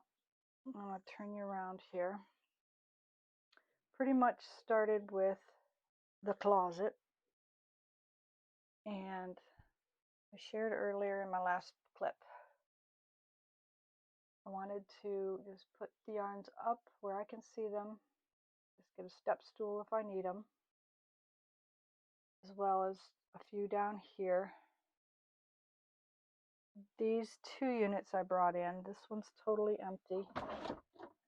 So as I clean up and bring things back in, I'll have that unit to put things in. The one next to it's all craft supplies.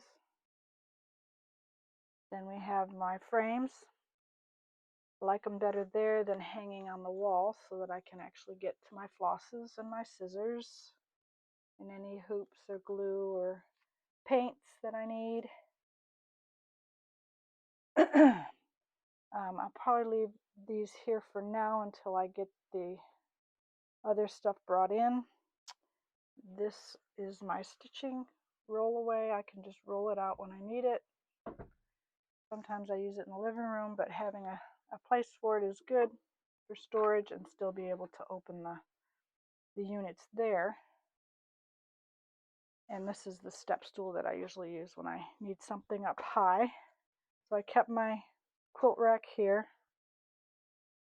and then I'm still bringing things in. So like some things like this I might not use because they're totally empty now, but I ended up putting one sewing machine here. Everything still needs to be plugged in. I'm losing my voice. And then I have another unit on the other side. Walk around here. So it's kind of dark in here, but this drawer still needs attention. I'm not sure, what did I put in this one? Oh, sewing machine, bobbins, spray adhesive are in there. And I think these are cutting boards and ironing, all ironing stuff. My clappers, starch, it's all in there. And then this unit was brought out of the closet. The one that I had here before had 8 cubbies. This one has 9, so I still have an empty one. And I opted to put my cross-stitch fabrics here. I still need to organize them onto one of those poster board things. And then I have my cross-stitch. This is just a little unit to use if I need it for sewing, but my floss rings and things are here. There's a couple yarn holders.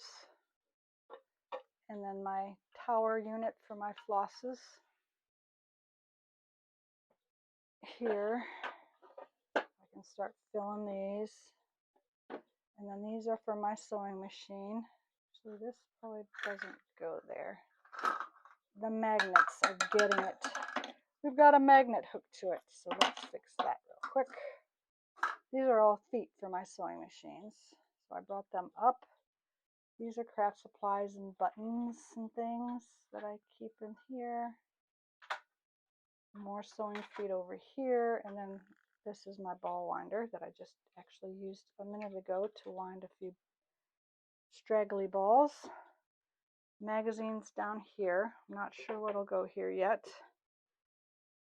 I still have quite a bit of stuff to bring into the room. And then this unit, I still need to figure out where to put it. I'd like to paint the fronts of the drawers, but it's totally empty still. So, well, no, actually I've got my little beads in here, so we will see. Oh, husband's practicing music. But I'm thinking of putting, since there's a gap here, I'll pick all this up, but what do you call these? I forget what they're called. My Omni Grip. I'm thinking of opening this one up here across and have a little ironing station on this side over here, as well as a cutting unit, and just leave that lay here. And then when I need to iron something, I might take the shawl off of the mannequin and just put a shirt on it, because I'm thinking it's so long it might get in the way. So I'll probably be taking that off. I just haven't done it yet. I decided it was the only spot in the room for the mannequin with all the wall-to-wall bookshelves. I put my I tore apart my cutting table, like I said, and I put the units against the wall. And I'll probably put lights under here so when I pull the drawers out I can see. And then I have all of my cross stitch up here, my threads.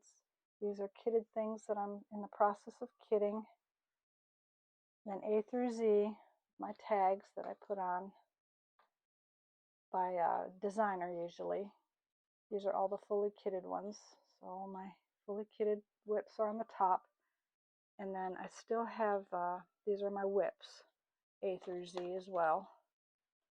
But I still have this basket down here that have all whips in them, so I need to sort. I'm hoping they'll fit. I might be finding smaller bags, it just depends. This unit now is totally empty, so I have something to put my whips in that I'm going to use. I'm still working on my 3D printer here. I was debating on taking the light out and putting it like I did the mannequin, but I'm not sure I'll do that. That was a possibility. So those are all still fabrics on the wall.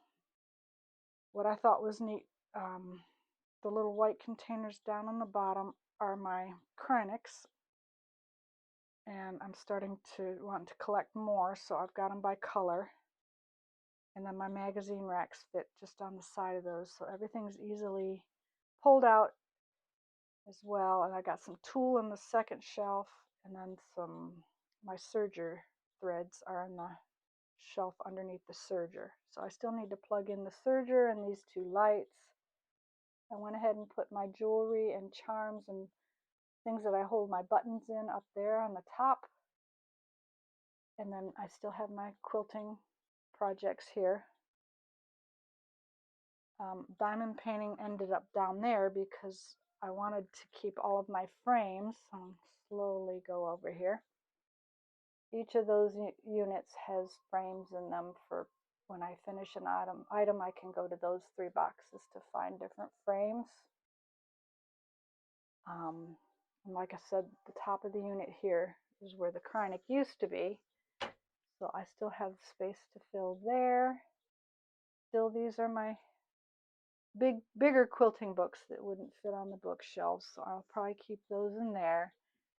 And the plan for this cubby is keep these here. I still have space for more because in the laundry room is a bunch of patterns that I need to sort through and organize. But all these are going to come down. So both of the top units will be empty, and I might just put like craft supplies and jars and things like that up in there. This unit down here is still the same with my flosses and my files. I do have my ironing station also here, so I can still pull this out and iron here if I need to. This unit I was just going to put in the corner. That way I have a workspace here if I need to do jewelry, or as you can see, all of these still need to be covered, but they're cut and ready for my batting. I need to cover all those, so this will be a nice spot to do that. And then the underside still has my fully finished items that need to be framed and worked on. Things that need to be mended or put together. And then I still have this area here too that I can pull my chair in and sew over here if I need to. So it's still a work in progress, but I did want to share how I've got it organized. I brought this unit over here with my scissors and still wind my clock if needed. Going to put my rulers back in here. They should slide back in there where I had them before. These units are just my design boards that I have laying up here, as well as the cutting area. These are the lights that I was talking about putting underneath to light up a few more areas. And then, like I said, my iron and ironing board can be used also. If this area is too crowded, I can come up here and do it. But I feel like I can move around a lot more with that other unit that was here. It just felt really crowded. It still is full in here, but I feel like it's opened it up a little bit more. But as you can see, I'll share what happened today.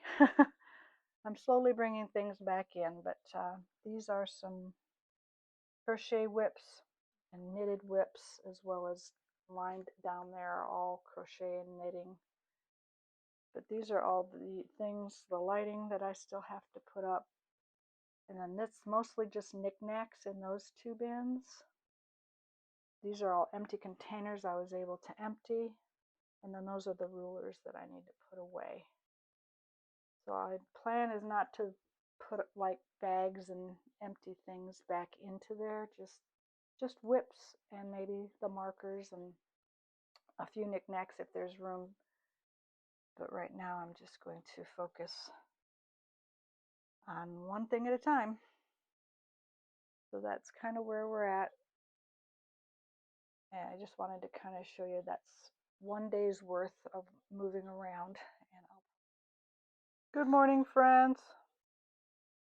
It's Wednesday, November 15th. Still no uploaded Flosstube. Just been a little too busy sorting and organizing the last couple days. Got to get this done before the holidays. It's almost upon us. What, 9 days, something like that. So I wanted to just share a few finishings that I did in here, and I'll include this in my next Flosstube, which might be December, just because of everything that's going to be happening in the next couple weeks. As you can see, I did post something on my Instagram about like a time lapse of how this went together, but I don't think my mannequin was in there. But right now I've got it put on here in the center of my 2 sewing machines. And I'm slowly bringing in little things, you know, to have that I know I'll use, timers and things for sewing. My mats. Had to dress my mannequin with this t-shirt for now because pretty much describes what's in this room. A lot of stash and acquisitions and lots of projects that will probably last me a lifetime, which I know will last me a lifetime. So I'm going to pan over here. I'm loving the whole unit off on the one wall. It's neater, it's cleaner, easy to get to the things instead of walking around like I had my cutting table before. I put some lights up at the top here.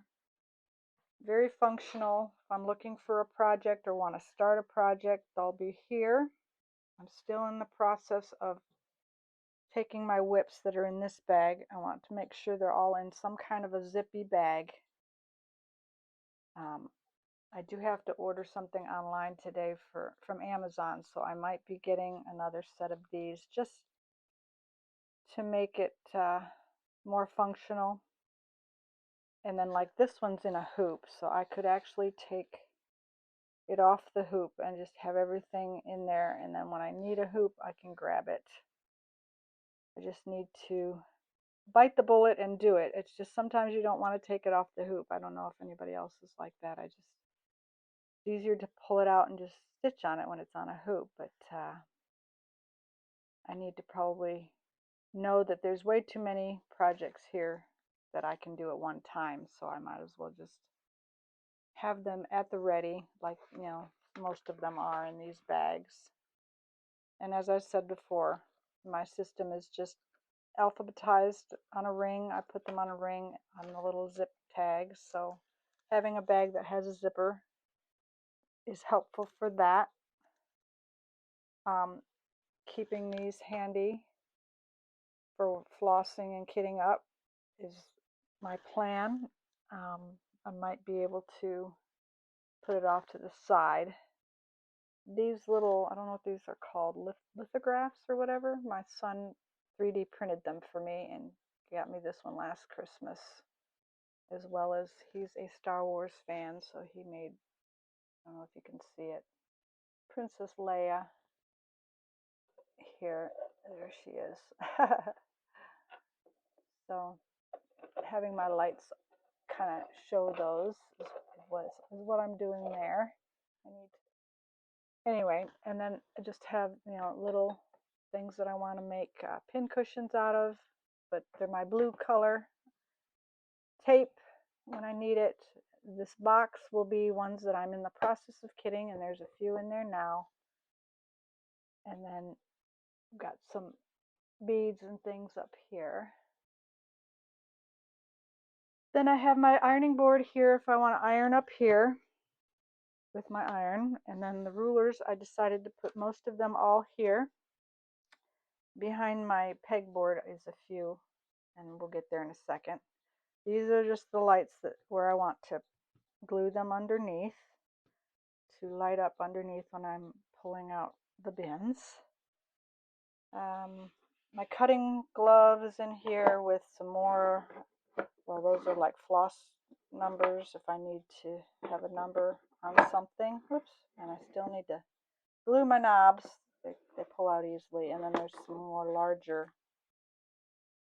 lettered things when I'm beading. So for now, I'll probably just leave that there. My threads are here, easy and ready. Still working on the flosses here. I'm trying to organize them all for the bobbins and used ones that I had received. Then this stack here is all framed work that needs fully finished. So I pulled it out from where I store it under my cupboard over there. Hopefully maybe seeing it here will help me to get going, and my sticky board is here. I put the pegboard together. I didn't really change this shelf. I really couldn't change anything on the wall, so I had to kind of work around everything. If I'm working on something and want to put a pattern up there, I can do that. This just holds my ribbons, pins, mostly sewing notions, chalk, tapes, needles, or not needles, but sewing pins, markers, and then 3x5 cards. I want those easily found because those are what I use inside of my projects. And then behind it, I've just layered the longer rulers, and then this is when I'm cutting. I use this. And having a light here is helpful when I need a ribbon for trims, or wool yarns are in here right now with tassels and bags. I probably am going to be taking the DMC threads out of here, and I'll just use this for something else. But I'll show you the tower here in a second. I wanted to put all my threads kind of in one place. This just has, if I want to tag or kit up something, has my rings. I think these will come in handy to have for kitting, as well as I used to clean houses, so I had all these little key tags, and I think these might be good. I'll clean them up and use them for floss tags if I need to number the DMC. It will be helpful to have a few of those. Then of course my floss drops, and of course I lit it up so everything's all pretty. I've got my scissors up here, a few crystal items, the lights shining on them. Those are some mints on that other stand. But I think I'm gonna have to find some more of these scissor holders because these are pretty packed full, and I have another holder over near the TV that I'll get to. But everything is getting full. Way too many scissors. Just a few more decorative things up top with some ruler when I'm cutting things that I use. And then this is the tower for the sulky and the Aurifil. And if I get more 103s, I want to put them in these. But I also, like I said, I think I want to put, because as I collect the DMC Pearl Cottons, I think they'll fit in here. Let's see. Nope, they don't fit. The wider ones maybe? Yes, they'll fit in these wider ones, so I might be switching the sulky from, wondering will the drawer close. They do better laying down, so I don't know how many I can fit into a drawer, but I guess let's find out here. There's 4 this size, so can always get another tower, right? But where would I put it? So these are all different sizes. I've got 5s and 8s and 12s in here. Looks like I can get 10 or 12 maybe. I only have 9, so let's see. Might be able to get 10 in here with a little extra room. Let's do what we do when we make there. I guess I could fit, how many more? 3 more in there, so 12 per drawer. So I could get 48 collected and have 48 colors.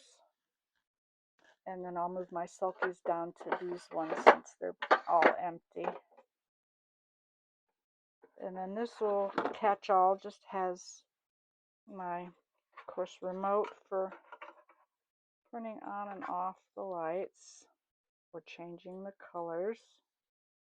And go green. Just depends on the color you want to see. I like my blue. If I can get it back. There it is. So that's kind of what I have. And then, like I said, these rubber bands I'm using to roll up fabrics right now. So I thought having a few rubber bands out would be handy. And then these are my really large hooks. If I have a project that needs to hold larger hooks, that's what those are. I got these bins filled finally. These are just some empty containers with my scale. 2.5 strips are here that are like folded, as well as yardage. Or is this? I think this is half yard. Cuts. These are fat quarters. There's some yardage up there. These are also fat quarters. So not really too organized, but organized enough for me. 5.5-inch squares. More fat quarters and half yard cuts. And then I have some 2.5 squares started here. So as I get more 2.5 squares, I might line them up in the fronts of these. This is all my cross stitch fabric. Still needs to be labeled. And all my books and pattern magazines, things like that are here. I just put a little catch-all there that sometimes I put a project in when I'm sewing, so I'll have those handy. As well as some, these are, what are these called? These are the strips, 2.5-inch strips. The little square 2x2.5. What do they call them? Mini charm packs. Those can go down there, or I can add some more here. Haven't really done much else over here. These are still some bins I'm going through. Got some lights. I did keep some fabrics up in the top, but I still have room for more over there. So as I clean these bins out, like this morning I put some of my bags that I use for project bags in one of the bins, and I had to clean one of them out, and then I brought some t-shirts in here that I can dress my mannequin. So there are some things in here I can go through and probably help for space.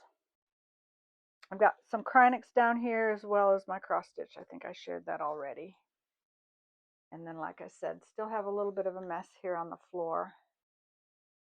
But I have my sewing whips here, pretty much all there. And then I decided to bring down my 103s, start collecting some more and fill this up. I'd have to get another larger one. I know he makes, R&R Woodworks makes these spool holders. Get a larger one and set it in the back here. This is just a TV back here. I use it sometimes. These are the other scissors that I have that wouldn't fit, and it's kind of crammed full too, so I'll need to get another one of those. I am going to an antique shop today. Today is Wednesday, so we will be at the craft store, and I'll bring my hook project, work on that, and then go over to this craft store, see what I can find. Things that I've noticed that would be useful. Didn't do much else in here either. Just put a couple larger bags on the top there, but the yarns are still the same, and I still have space, but still got the empty drawers too, so I have to put my yarn whips that are on the floor in the hallway still in here. And then I just hung up a couple bags that I always use and straightened up my quilt rack. The Christmas one will be coming out for the Christmas tree soon, so, and the green one I usually hang on the back of the sofa, so those two will come off, and hopefully I can put my fall one that I need to finish quilting up here before the new year. But other than that, that's kind of what my days have been the last week anyway. I have recorded a few that I can put together into a montage for my next Flosstube, but I apologize for it being so late. Like I said, this is a busy time. But I am looking forward to being able to get my calendar and figure out what projects I really want to work on. I think the organizing of these will take through the new year, because I really want to focus on things that I will stitch. And if I don't, you know, you get different tastes as you grow in this craft. So my tastes have changed, so I know a lot of the ones in this basket and a few of the ones up here as I go through them. We'll probably get regifted, probably what I'll do. So I did want to just share what's been going on over here. And it is Wednesday, so hopefully tonight is actually Sambria Stitches is having her Zoom. So I want to connect on there. So maybe I'll come in here tonight for that and sort through some things while we're chatting. I just don't want to, I haven't really stitched, and it's been a good week or more, maybe a week and a half since I've actually sat down and stitched. I've hooked. Last week I hooked a little and cross-stitched a little, so yeah, it's been a whole week since I've actually sat down at my own pace and did any stitching, so I do want to get back to it, but I feel like I need to have it in my planner so that I can focus on things to get things finished. But there's always something to organize, right? So we will get back to it and talk to you all in my next clip or my next